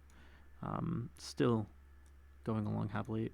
Oak Apparel better for it, perhaps thriving and loving the cold. Chills them like their hearts for their treachery and their dishonor. Let's see here. I think something, however, must be afoot. Indeed. Oh, what is this? A new dwarven establishment over on the island where the orcs once were. But what did they know? Where there were orcs, now zombies rise from the ground. They did not burn the bodies. They should have burned the bodies. Instead, they will suffer. They will fight to their last breath. They will try. And perhaps they will succeed. Indeed, these dwarves know battle. These dwarves are used to battle. These dwarves have fought their entire lives against the orcs that used to be here. These dwarves were ready for war. They came here and they will fight their enemies, and they will fight their enemies when their enemies rise from the dead, and they will win twice. They will die for it, but they will win. The scouts on this little spit, seemingly doing nothing, I suspect their job has turned, now that the orcs are gone, their job has turned less from scouting and more towards surfing. Maybe they watched enough of... Thank you, yes. Maybe they watched enough of those orcs to see, when they were scouting, to see the orcish surfing ways, and now enjoy it themselves. Certainly seems so. Certainly seems so. The elven cities are growing strong rapidly. Still no ports, still unknown to larger dwarfendom as far as we can tell, but present all the same. I suspect the lack of a port is intentional, is perhaps even wise. Not putting out a port means that they don't get seen as fast, means that those dwarves who are so fast to smash all memory of elves don't get the opportunity to come knocking, and don't disrupt this beautiful growth that the elves are having. They need to build their power. They need to wait. They can be patient, unlike so many of these other creatures. The king hanging out in the ruins of a dead dwarven city, perhaps rejoicing in their first conquest, in their first victory, standing over the corpses of our great friend, that stupid weak idiot.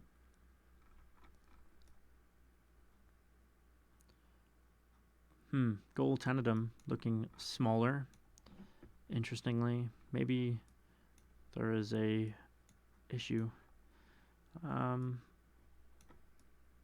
looks like they should have enough food. It is an interesting conundrum. Bammarel, however, very happily growing, again outstripping all of its neighbors. Not far from the point where they would be able to take on all three at once. That would be an interesting turn of events. They could take the southern reaches entirely. They would only have to worry about reinforcements from Oak Apparel. And indeed, Natatil missed their chance, perhaps. All those dancing mountain dwarves at one point had more power or had more numbers than the dwarves of Anal. But the old city is nothing to be messed with if you are wise, even if you have the numbers. They have never fallen. They have only conquered.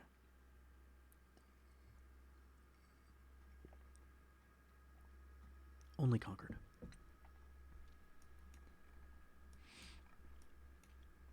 The dwarves of the north, the dwarves that had invaded the Orcish lands have perished, have died in their fight,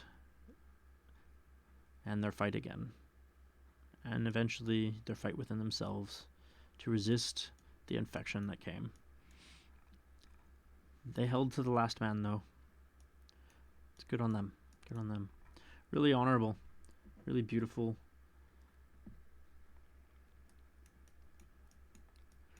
Elves we see now are building their army. At first, establishing their presence. Now, here to stay, here to conquer, here to do real damage. And they will. They will, if they keep their presence hidden long enough. We will see those elves rise. Indeed, where are we with treachery in dwarfendom? Bammarel, Natatil, both dissatisfied, but not enough. You look at a place like Ontatil, I'm not even sure where that is, and they're more loyal than the capital. Where is this place? What are you? Where are you, Ontatil? Ah, the small little farming village. Yes, that makes sense.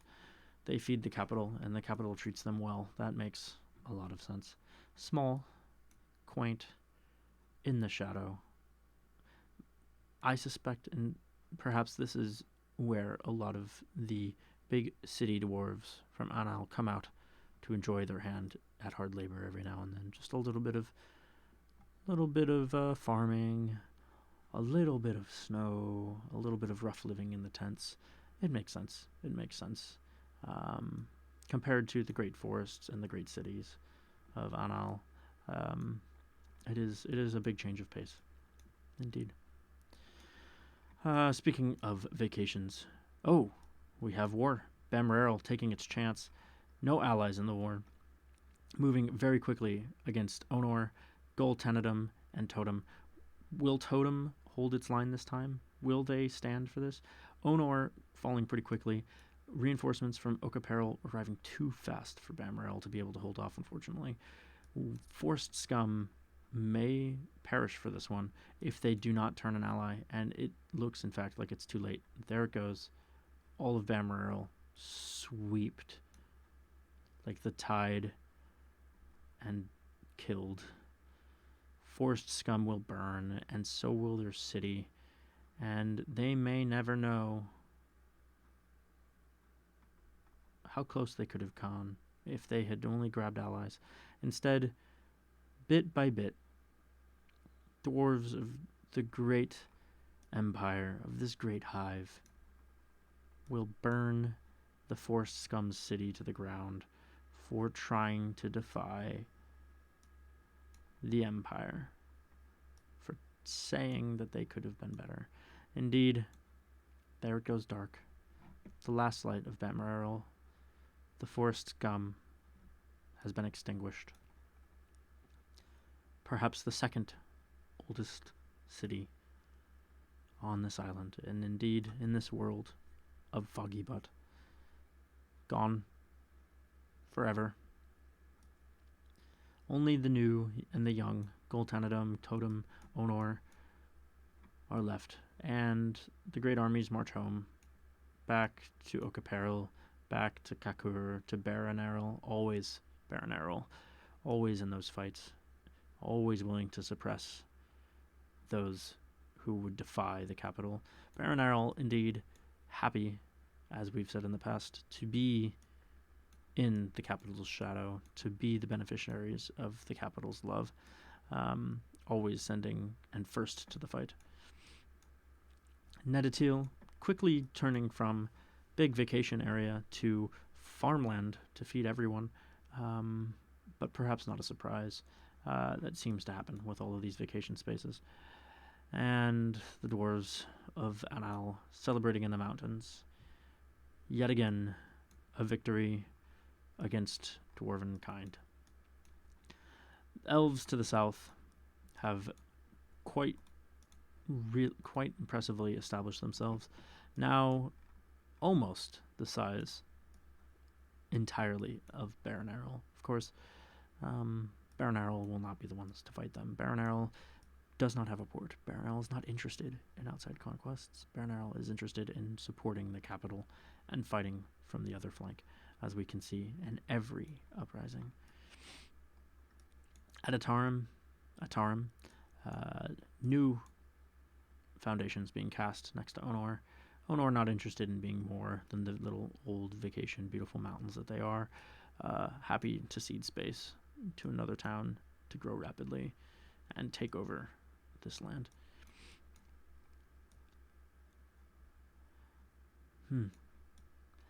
Ifahad, those old humans, still happy with their chickens, perhaps learned more from, the old dwarves of Onoril than we thought.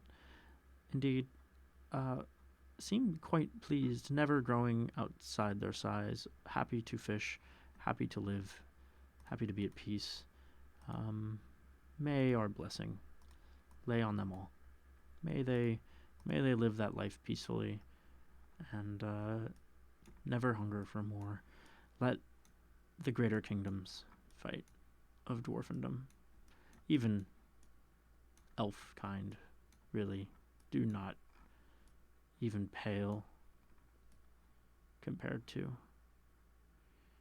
It's just not worth anything compared to the great dwarf kingdoms. But here we are.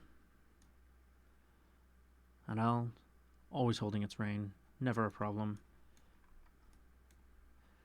The dwarven soldiers of the north, the last of them standing, a husk of himself, wandering aimlessly forever. Indeed, so it goes. But the elves are not done arriving. The elves see an opportunity, and they know it when they see it. And here they come. They will fight this remnant of dwarves and orcs, and they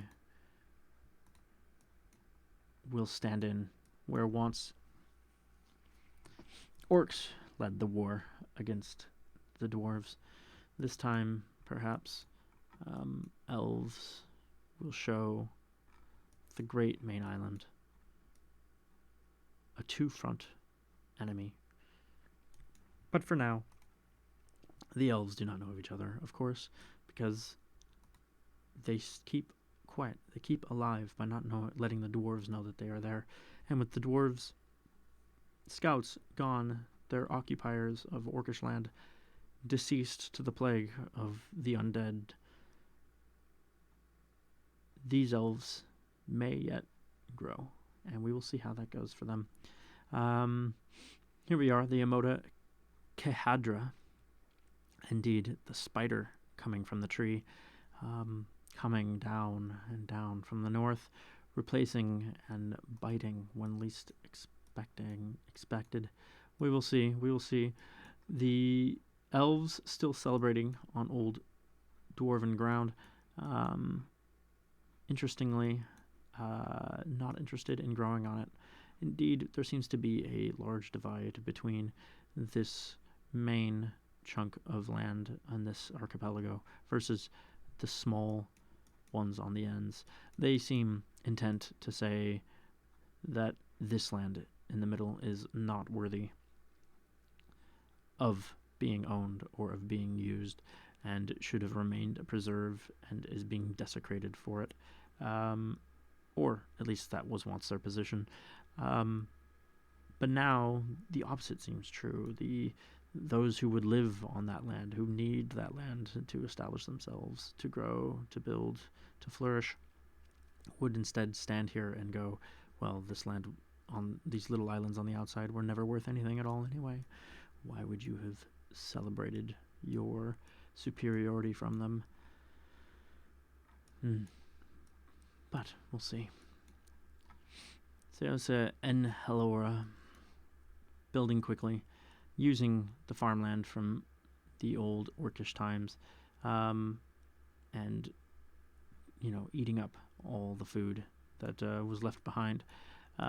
Very happy to chop it all down and build their own empire very quickly, hopefully with good speed and good luck. Maybe we can even find, now that I think about it, a champion among their midst. Who?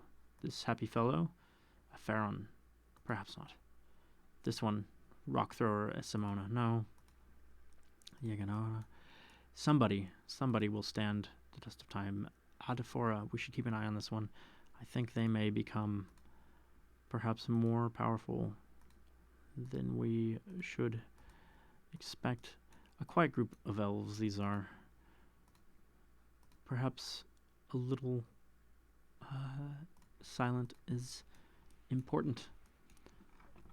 Indeed, don't stand out too much. Let the dwarves think nothing is awry. Just that all of their old soldiers were lost forever, mysteriously. What's going on here?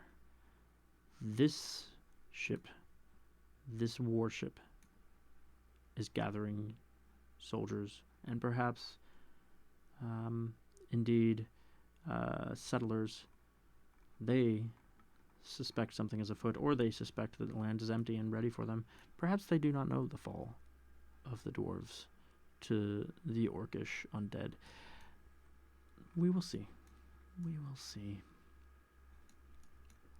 Or perhaps they do not know that the southern reaches are occupied. We don't know. Atarim growing massively, very quickly. Here to take the place of Bam Errol very fast. They do not care for the same forest scum designation. They will tear down the forest. They will be a large feeder for the rest of dwarfendom, and indeed they will show the southern tribes what it means to be a true powerhouse in the area, one that respects the crown for the time being. But we'll see. Netatil quieted down like all of these vacation towns do. Baranarel still happy being in the shadow of the great capital. Ontatil growing, but still farmland, somehow more populous without the capacity to be so. Ocaperil, perhaps the rising star of dwarfendom, a large and growing society situated centrally, very powerful position, has access to all three main routes through the land without issue through the mountains, have the advantage of already being ensconced in the snow, so any slowdown that they would expect there, they are used to. They can already march fast, as we saw when they took the uprising out down here. Here is the newest spit of dwarven land.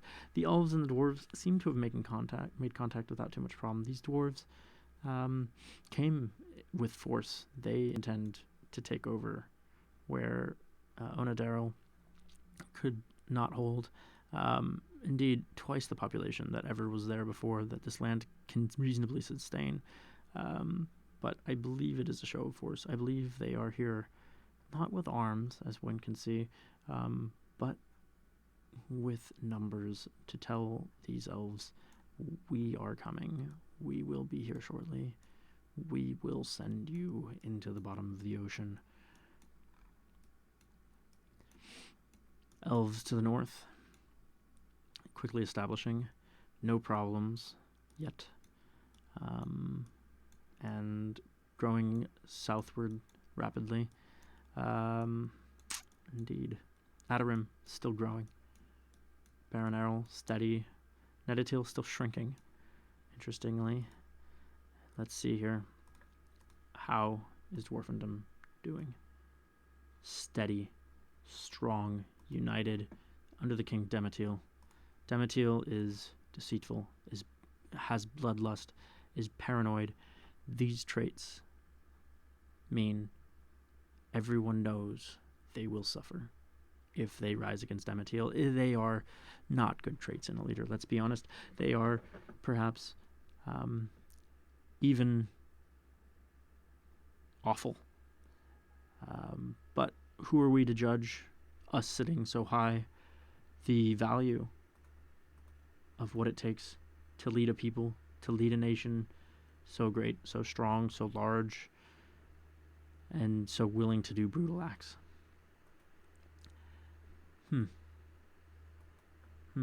Still young yet. Really does stand a chance. I did mark. Okay, good. I think we will see something interesting coming here. Ophemenes, still doing great. Iphone, from the Northern Elves, young, honest, perhaps just what that tribe needs to establish themselves. And of the humans, we have the wonderful Ameno. Look at this young human, immortal. This human will grant the humans a new chance in life. Paranoid, exactly the same kind of trait we're seeing from the dwarves. I think there is something magical going on here, and I think this human may be the champion we've been seeking. I think, what was this human's name again? I've already forgotten. Ameno, the paranoid. You will be the champion of this era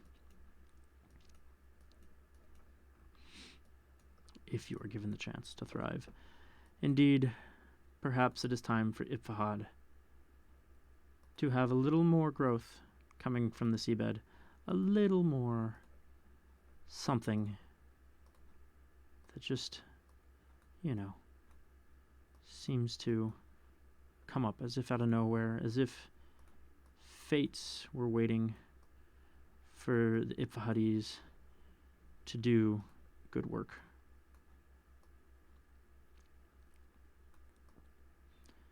Here we go, Ipfahad. You show us what you're made of. We are all waiting.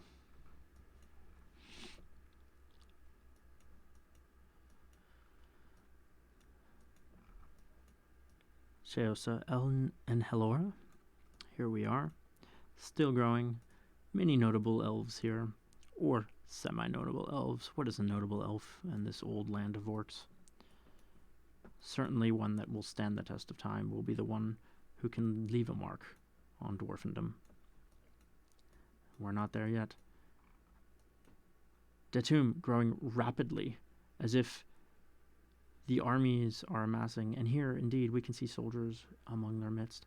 At first, what looked like just a large contingent of settlers to the elves quickly become a show of force. They cannot feed themselves. They will starve themselves out. But here they are, all the same. Here they are to make a point, to tell Ophemenes, you will regret having been here. You will regret having come to these lands. And indeed, I fear even this amount of dwarves will pose a great threat to the southern elves. The arrows of Echohill. Not enough to sink them, but enough to weaken them, enough for the greater armies of the mainland to come in and mop up. But we'll see. We will see. Indeed, if we look, Dematil, are you the great paranoid king. Yes, indeed you are. Getting older, but no problems yet. And your kingdom's still strong, as far as we can tell. Indeed. May your deceitfulness and your paranoia keep everything strong for you at bay. Let's see. Wars. They have started the war. Here it is. Who took the first blow? Who called it out? Let's see here. Ah, yes, the king standing on that island with all of those dwarves. First to fall. Ophimenaeus is dead. Lost to his hubris. And Odakor decided that the Ekohil could not stand. Indeed, it was as expected. The large show of force was exactly that, a show of force. And here Ameo Calheas, without their king, suffering greatly.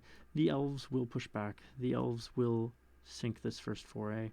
But the elves have no way of attacking the mainland. They have no ports. They have nothing. Instead, they will destroy Detum. They will make the dwarves regret this fight. The dwarves that they know about. But the greater dwarves of the mainland, will prepare for war. Indeed, Totem, bigger than it's ever been. Adarim, still massive. Still feeding the larger area. Goltanadum, steady. Standing on bones of old giants. Baron Errol, huge. Same as Okaperil. Look at this. Just absolutely a force to be reckoned with. Yes. Okaperil, building a monument. Look at that. Beautiful, glorious. Is it a bird? Who knows? Could be a plane. Ontatil, rapidly running out of capacity to feed everyone in Dwarfendom. Still not doing much else, but full-time field labor. This must no longer be a place for those who want to vacation. I think with the oncoming war, what we're seeing is indeed perhaps what the dwarves would call punishment. Having to sit out in the sun all day, be away from the mountains, be in clear grassy fields, fighting plants. Netatil, a footnote. And Al, powerful, massive, relying on the food of others. And still led by the deceitful, the paranoid. Dematil.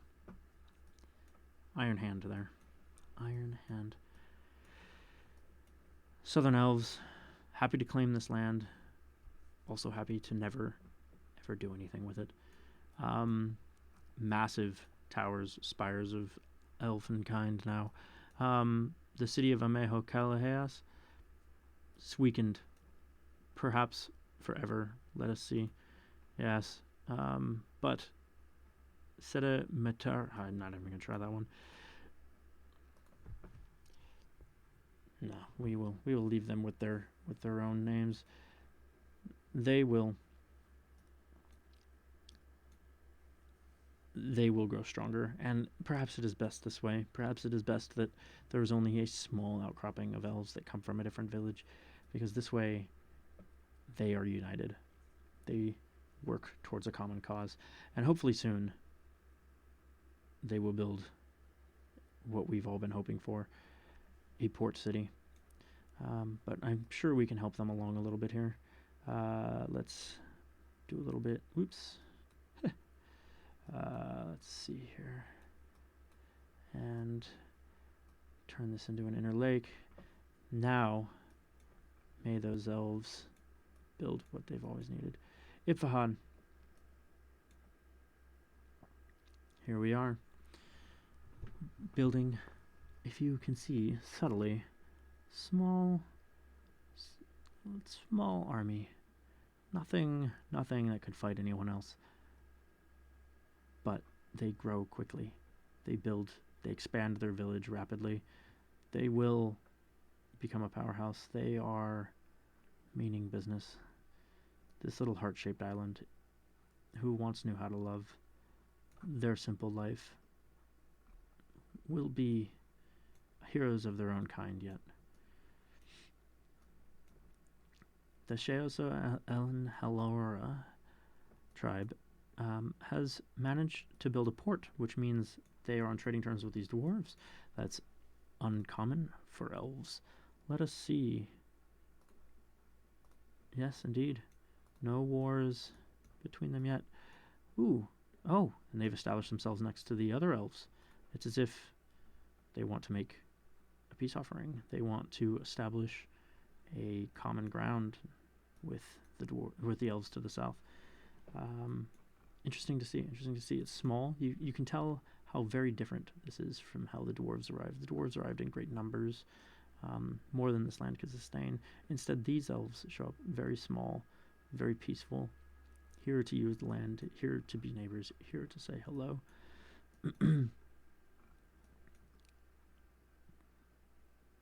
But what else will they be up to? These are more conniving, these elves, than we thought. They were simple before, but perhaps, indeed, here lies the answer. 4 more passengers heading down to the small isle where Onariel used to stand. A small contingent. See, you replenish them once with a small amount. There is no army here. There are friends, there are neighbors. They are reinforcing the workers of this island so that they may flourish. Tarim, Totem now being the largest city barely in the southern reaches. Incredible for this once small upstart. A great honor, no doubt. One that they will not forget. Indeed. Yes. Onor becoming a port town. Interesting. That will be a good anchor for the rest of Dwarfendom.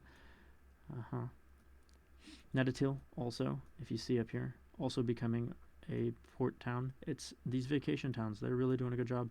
And Al still being the main port, however. Not a lot of ports for such a large swath of dwarves. But enough to say hello to neighbors, enough to, have all the relations they need.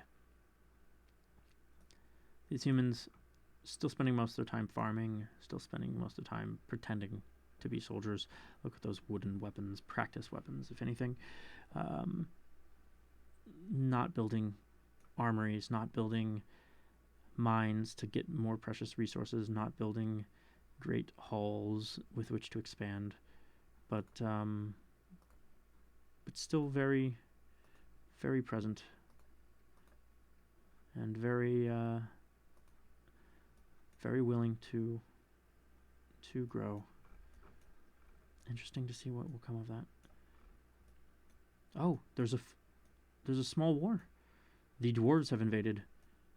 They have dropped soldiers off from the mainland and attempted a small incursion on the elves. They got nothing done.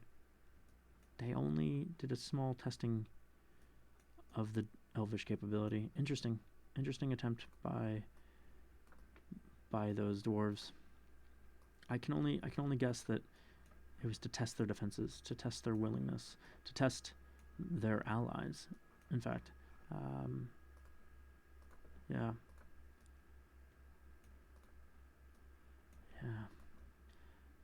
Is our great king? Damatil still lives. Indeed, this ancient dwarf, so powerful. 105. No, nothing to shake a stick at, even for dwarves. Something legendary. Wow. I mean, this is what you get for being the ruler of the most powerful kingdom in Foggy Butt. No doubt. No one would be surprised otherwise, but in fact, I would be surprised if Dematil did not have such power at his disposal. But how long can Dematil, the paranoid, hold his kingdom together? Will Dematil live to see a united kingdom? Will Demetil be Demetil the Great in the history of the dwarves, of the Odakor, of the only dwarves that have ever really mattered, the once and former northern nation of dwarves? I don't know. I suspect Demetil, that treacherous, paranoid bastard, will prove us all wrong. Will prove us that true peace for a nation like his, true unity, comes from fighting other people. Interesting, very interesting. Sending volleys of troops to an island where those troops are doomed to die.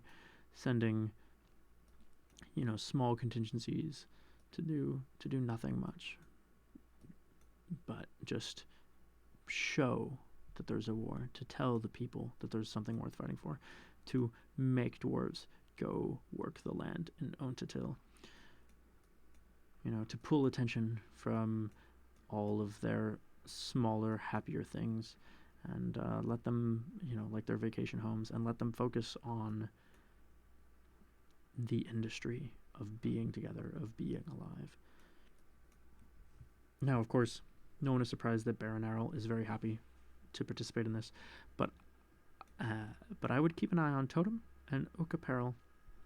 I didn't see their happiness, but I suspect Oak-Apparel, with its strategic position and its growing power, strong established position, will, despite, their forefathers at this point were the treacherous ones, were the dishonorable ones, despite that dishonor bleeding into those people, despite it, in fact, we should let them know what their dishonor, this blood dishonor, has done. They are cursed. And in fact, it is okay. They may be cursed, but they will still be quite a valuable asset in any turn of dwarfendom. And I think they may be the anchor upon which this changes. Totem, likewise, also very powerful. These two cities, the strongest, only weaker than the capital itself, and perhaps Baron Errol's secret, silent power.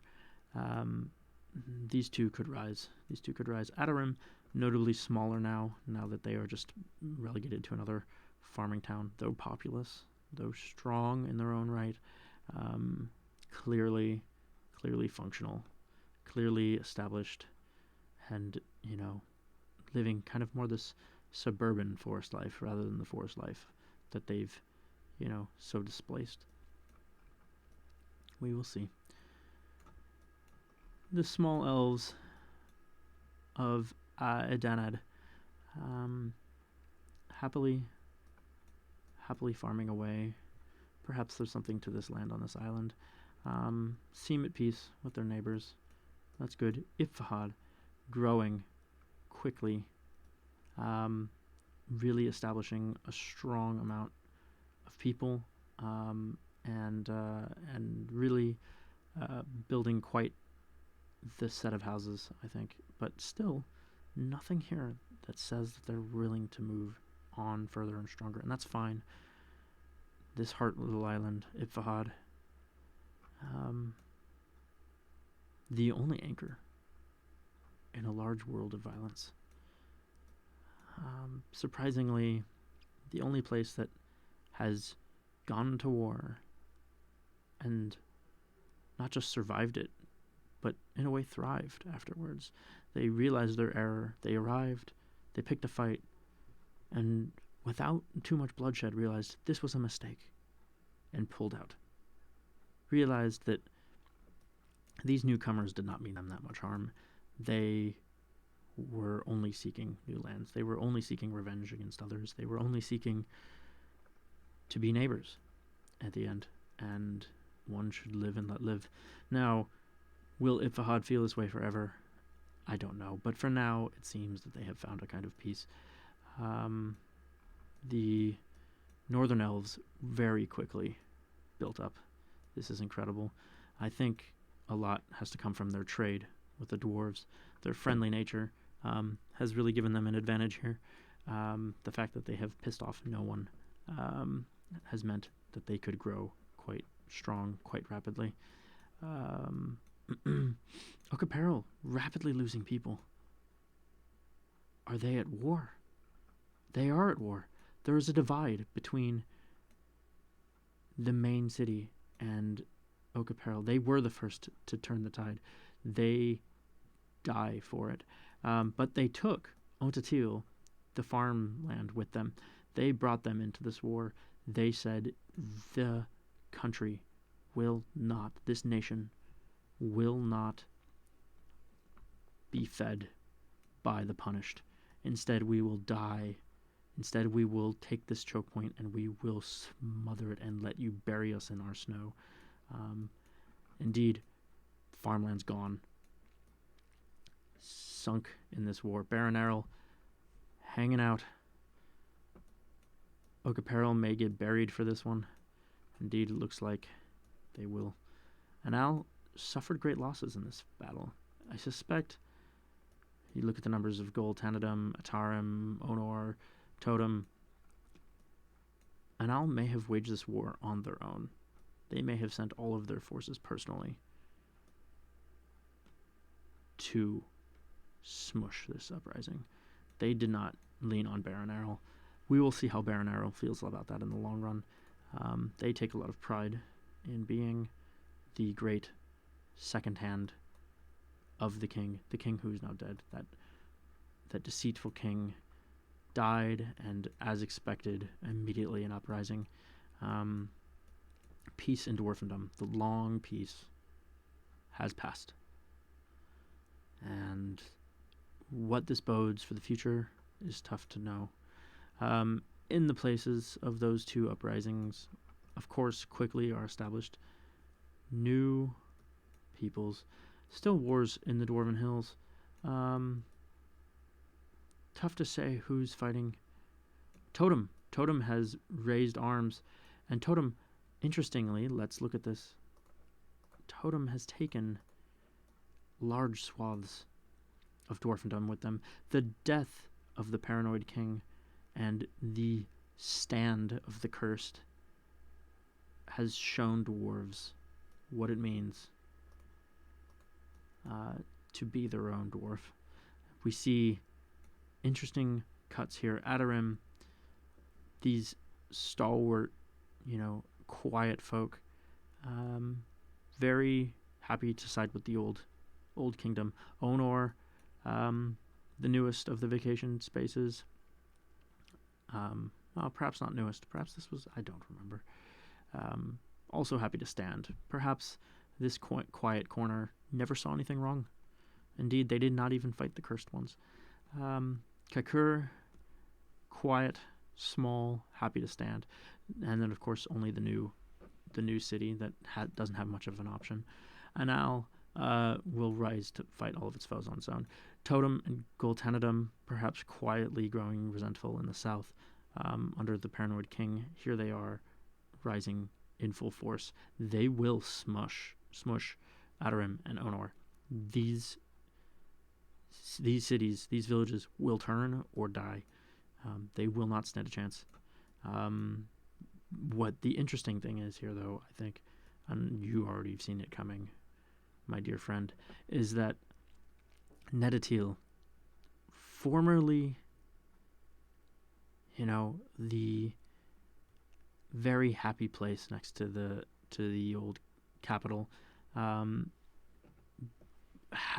a rise of power for a very brief period, could have claimed its own space, and then fell silent for many years, an entire reign of a king, if not two, has now found an ally from the south.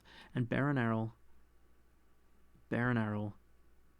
those proud dwarves that stood with the king for generations, for every insurrection and every internal war that has existed in all of dwarf history. Baron Errol was there fighting with Anal, destroying the domestic enemies of dwarfendom. But here they are, They were pissed that they were left out of the fight against the Cursed Ones. They were told to stand down. Anal sent their own forces and did not ask for the flanking fight from Baron Errol. Instead, they were left alone. And so here we see the divide. Kaikur, Baron Errol. This is the fight. This is the fight.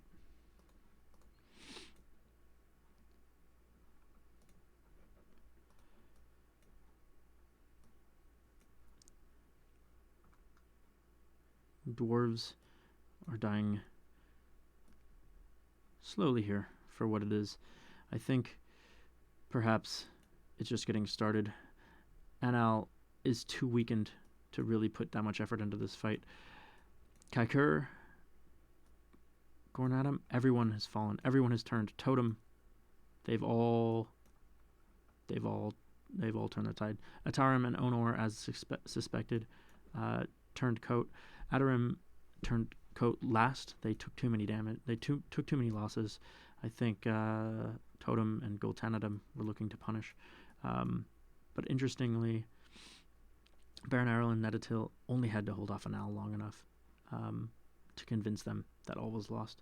And it was very quick. Boom, boom, boom, boom. And then they had no allies left. That was it. And that is the start of the first new establishment of elf kind on the Great Mainland in eons. There it is, with an entire switch up, a movement of capital from the oldest city in the world, Anal, all the way to the opposite side, to Totem. Once the little brother of some upstarts, of some angry upstarts, learned from the mistakes of those forest scum, learned how to really make allies in Gul'Tanadim, like those upstarts always should have done. But here they are, the new kings, and perhaps keeping peace a little longer, but we will see. Indeed,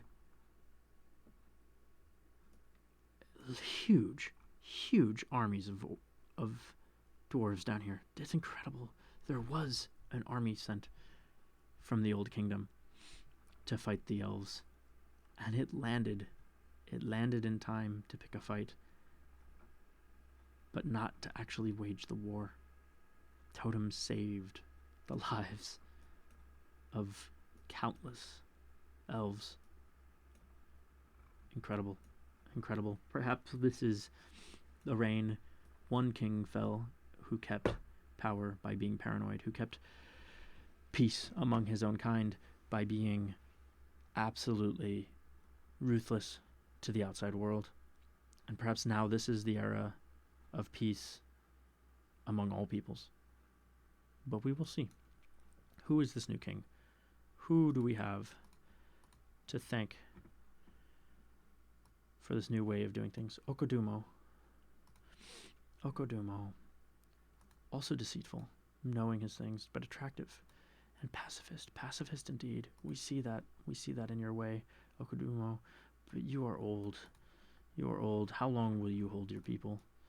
How long will this peace last? Indeed, I think maybe you rose to power at just the right time to claim it for your people, but for Totem, for Gul'Tanadim.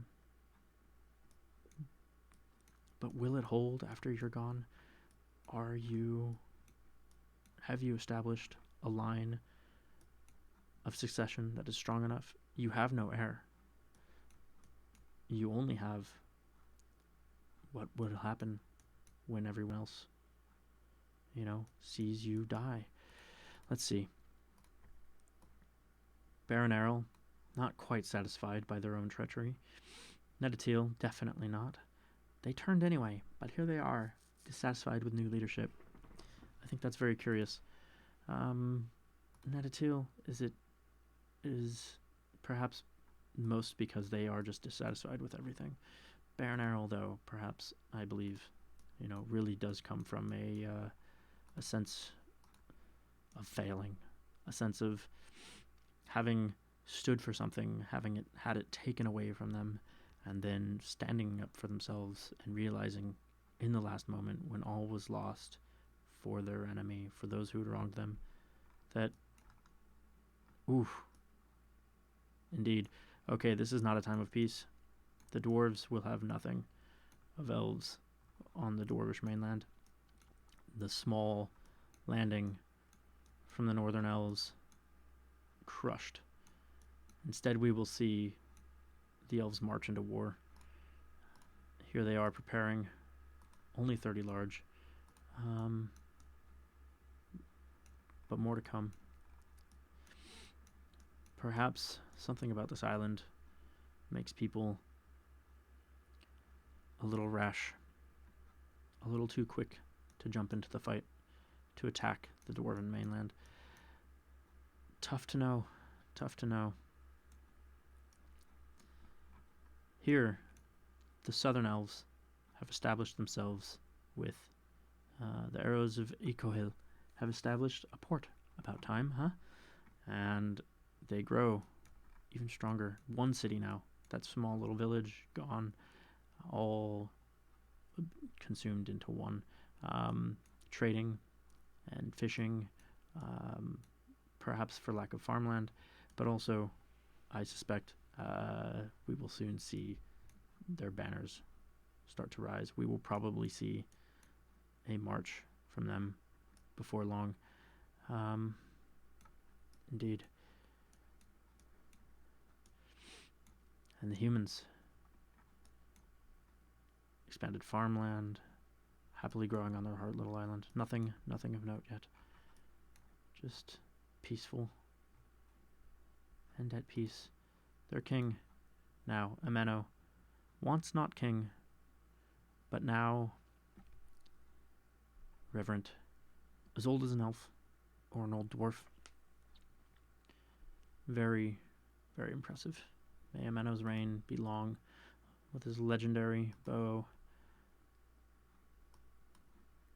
May they have peace as long as he reigns.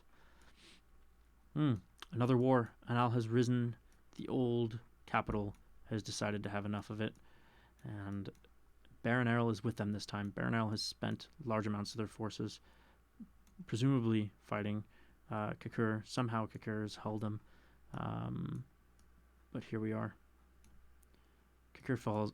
Gorn Kanur, the other side, has turned from the southern side, from the southern dwarves.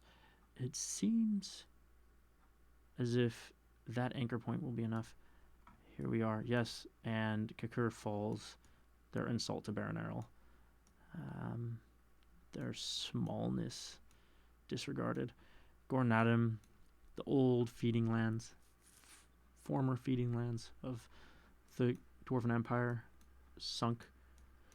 And here the main war will be waged on the southern mountains, these snow-capped mountains just above Goltanadum, the place where once dwarves would sit and shoot shots at poor Orcish children, where orcs rose up, turned dwarven bows against them, and stood and slaughtered in kind, and then were quietly, almost carelessly wiped off the map for their insubordination, for not knowing their place by random dwarves. Now that place where we are now, will see the stand of this new uprising from the north, this new positioning. Indeed, we have new elves immediately in place. From the south, they have made their name known, as we expected they would. From the north, these elves not in place yet, perhaps launched. A lot of elves from the southern isle have been moved on, though curious where they've gone, especially without elves on the mainland. Are they waging war? Where? Indeed. So, southern dwarves fighting against the northern elves and the northern dwarves. The northern dwarves having the advantage of only one enemy. Here we are, a great divide, the great snowy plains in the middle. free for the taking. All dwarf towns in the middle sunk. For even turning sides was not enough to keep them alive. It's just the fate of being in the middle sometimes. Like a middle child, discarded and easily burned. This land is cursed. This land is where cities will fall, will be burned, and will be forgotten. Here we have dwarves from the north fighting villagers in the south.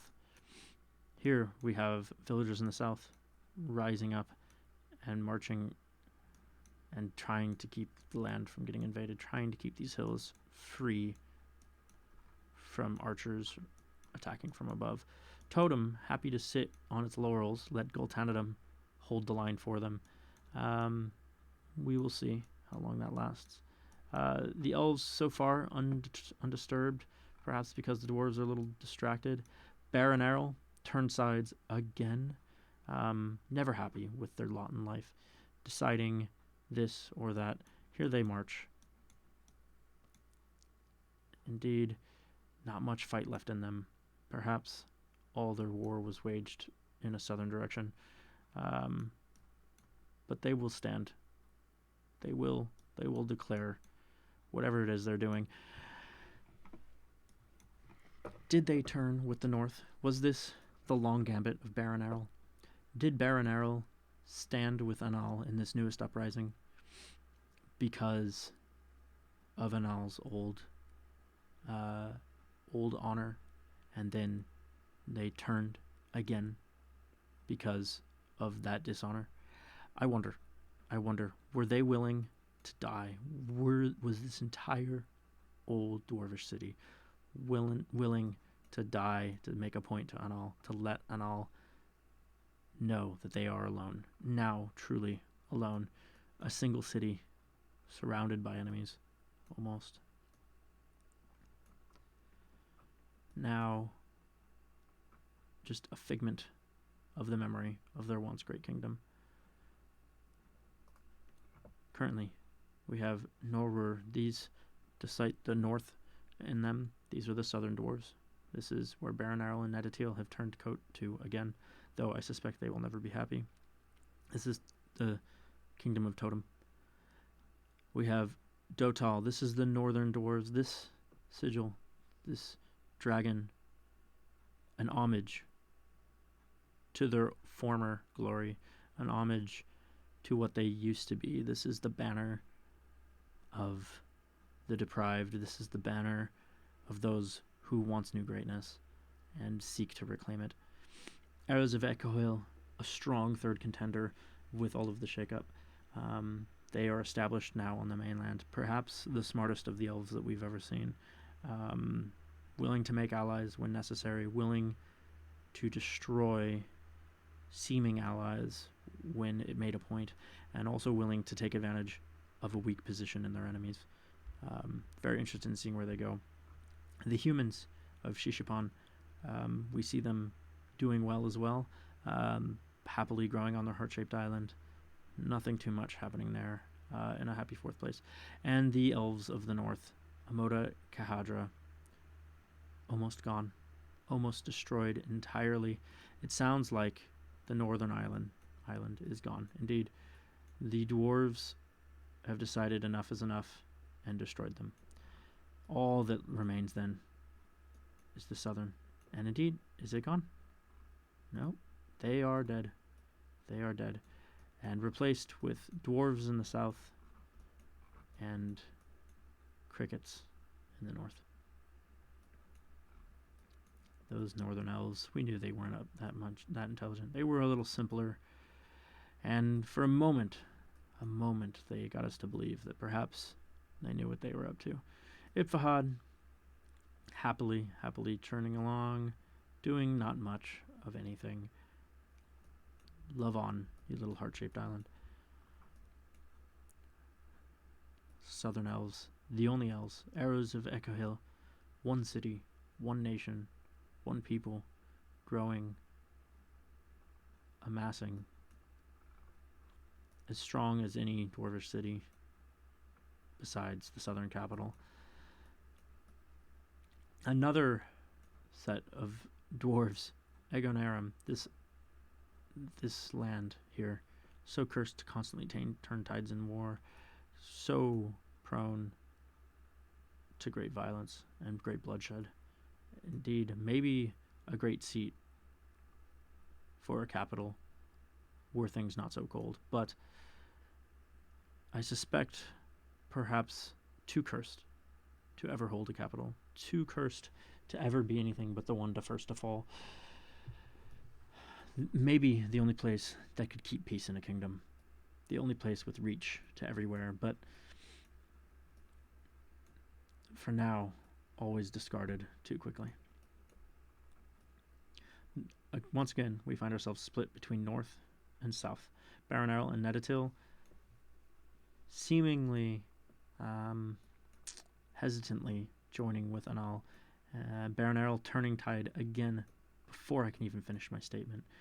These dwarves are fickle and confused. I suspect they are incredibly polarized people.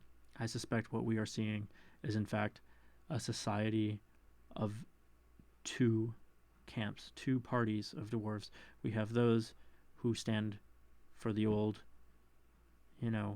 the old kingdom and say, we will live to our old honor. We will keep those old promises and we will stand with it all.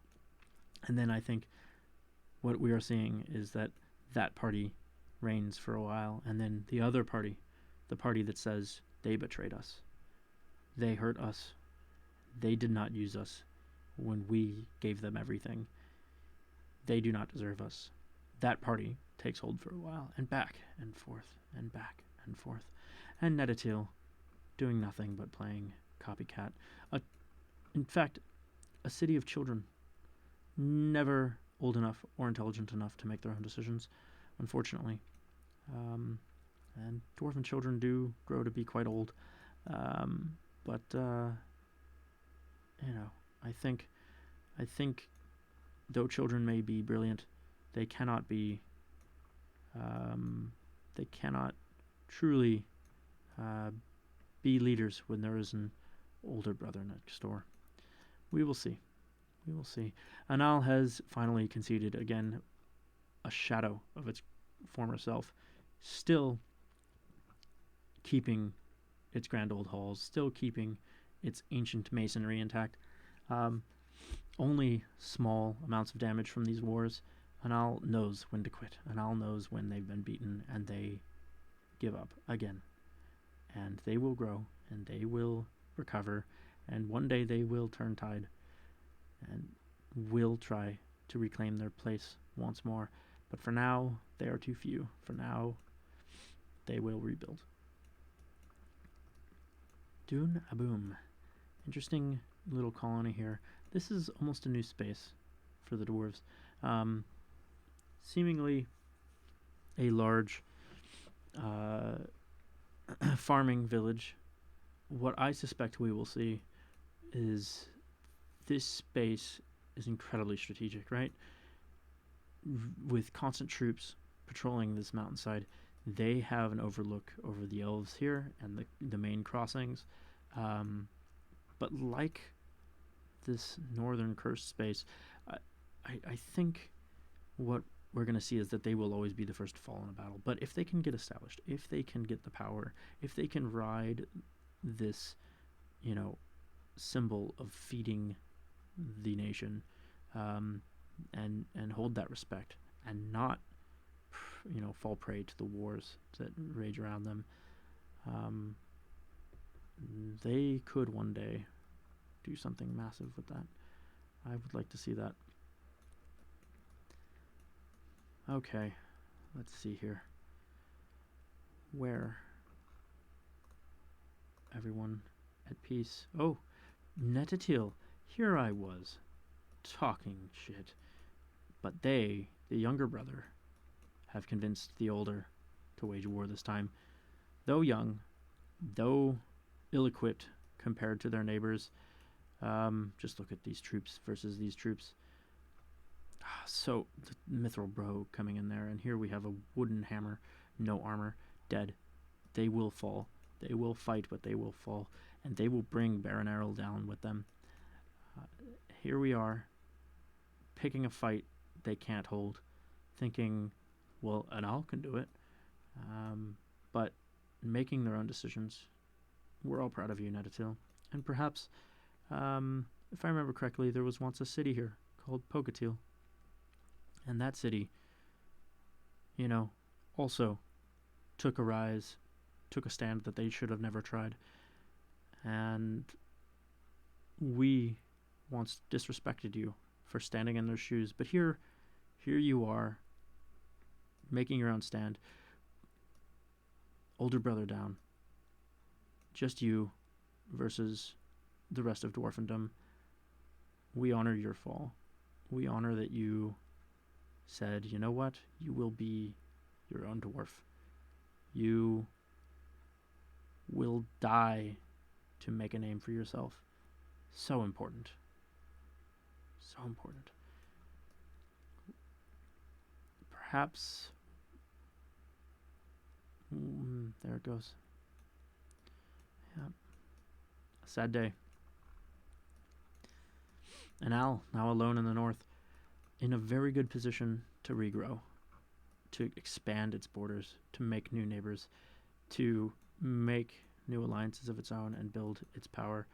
I think what we're going to see here is this weak leader, young though he is, will rise and will become a star that will take this city to new places. Because without Trader's Neighbors, you know what I'm looking at, they might have a chance. They might be able to claim their own land, and there's too much of a march. I think Doonaboom is this anchor of the south, this first thrust forward, this armored little corner will be slow to march against them, and though resilient to attack from Anal may just bide their time, may just build, may just turn coat and let the other armies march up against them. But we'll see. We will see. Here we are, the dwarves in the south doing, on this little island, doing as these dwarves have done in the past, showing force against the elves, saying, hello, we're here, here come more. In fact, no? Huh. Maybe what we're seeing is an exodus. That's interesting. Maybe new leadership has new tactics. Maybe they've learned their lesson. We will see. Indeed, I guess, why worry about dwarves, or why worry about elves down here when you have elves here? Growing rapidly, pleasantly, happily. I think this is an era of warmth. Time has come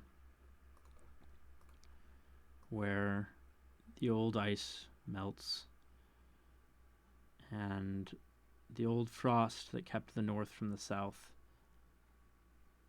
departs. And Dún Naboom has to earn its name. Erebol falling into the cursed lands. Interesting choice of place. Whatever dwarf has started that colony has not read their history. That's for sure. But perhaps the new warmer lands are optimistic for them. Perhaps this is a turn of the tide. Okay, of the dwarves, of the peoples we know about Ameno the Immortal, this glorious human, forever king of the Heart Isle, 171, the oldest living person we've yet met.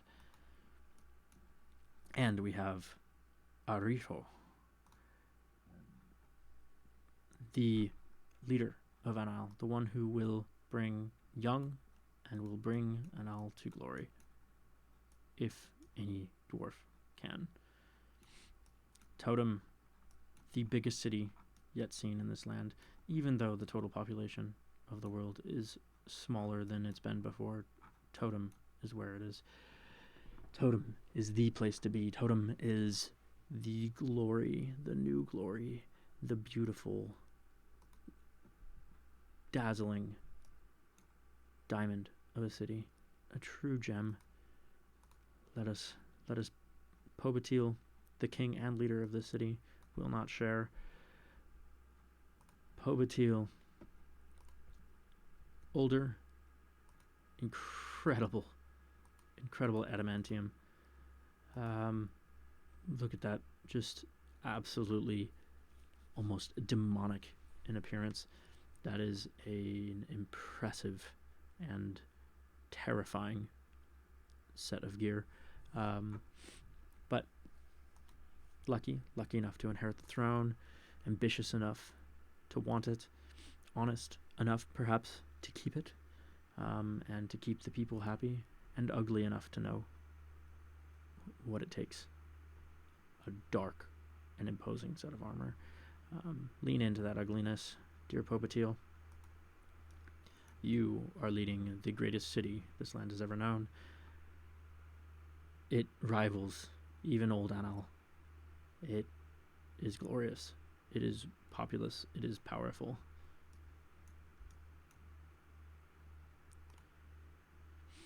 Here we are, coming up on 500 years after the first elf landed on this land. And what have we learned? Perhaps the best way of living. Well, I guess it's up for debate. I guess there are a couple of sides on what constitutes a good life. There is honor. There is, fighting one's curse and the honor in that. There is the honor in rebelling against the disrespect of your honor and others' dishonor. There is honor in standing for what you once stood for and suffering for it. Though perhaps those have been shown to be not the ways of the successful in the long run. Indeed, what we have seen to be the longest standing, most valuable traits, intelligence. We see the deceitful king of the old dwarvish kingdom holding the city of Anal, and holding that kingdom by fighting only outsiders. We see the intelligent elves of the south not make the mistakes of the orcs, not make the mistakes of the old elves, not make the mistakes of the northern elves. Indeed, they remained unified, they remained tactful, and they remained tactical. Indeed, they waited before they made themselves known. They fought smaller enemies first to make a point, to make a stand, and then they waited for the retaliation and held their land. And their timing was incredible. They moved when the time was right. Exactly what the elves of the north and what the orcs could not do. They put their foot down in the middle of everything, not on the coast, in the middle of everything. And they said, we are here. We will be here. Here we see them fall. Nalara is going down. Nalara is dead.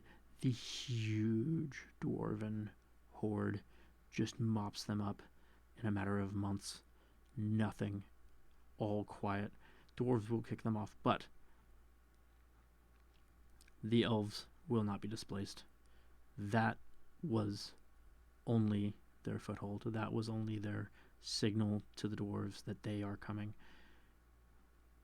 The dwarven town to the south retaliated against, destroyed. These elves know their business. In fact, I suspect they will act intelligently for the rest of time. It's quite possible they have an incredible strategy despite being an underdog. But you know what?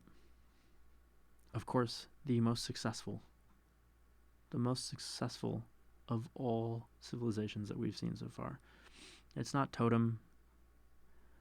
It's not Anal. It's not, any of the kingdoms that were in the middle. And it's not the elves.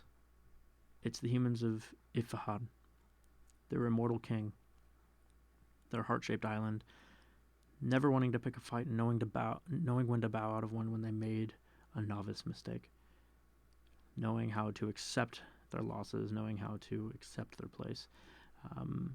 The most stable of any society we've seen, and a true hallmark of the simple life.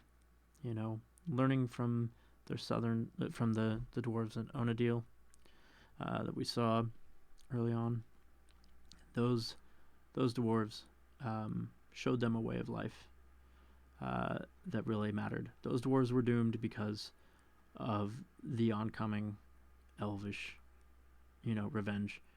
But those dwarves knew how to love their chickens. They knew how to be at peace. And Ifahad saw that and relished it. And in fact, what we are seeing right now, Ifahad outliving the elves. There go the elves. The elves are dead. The dwarves had enough. Oh, one last stand of the elves on that southern island. I don't think they'll last. Here come the dwarven armies over the mountains.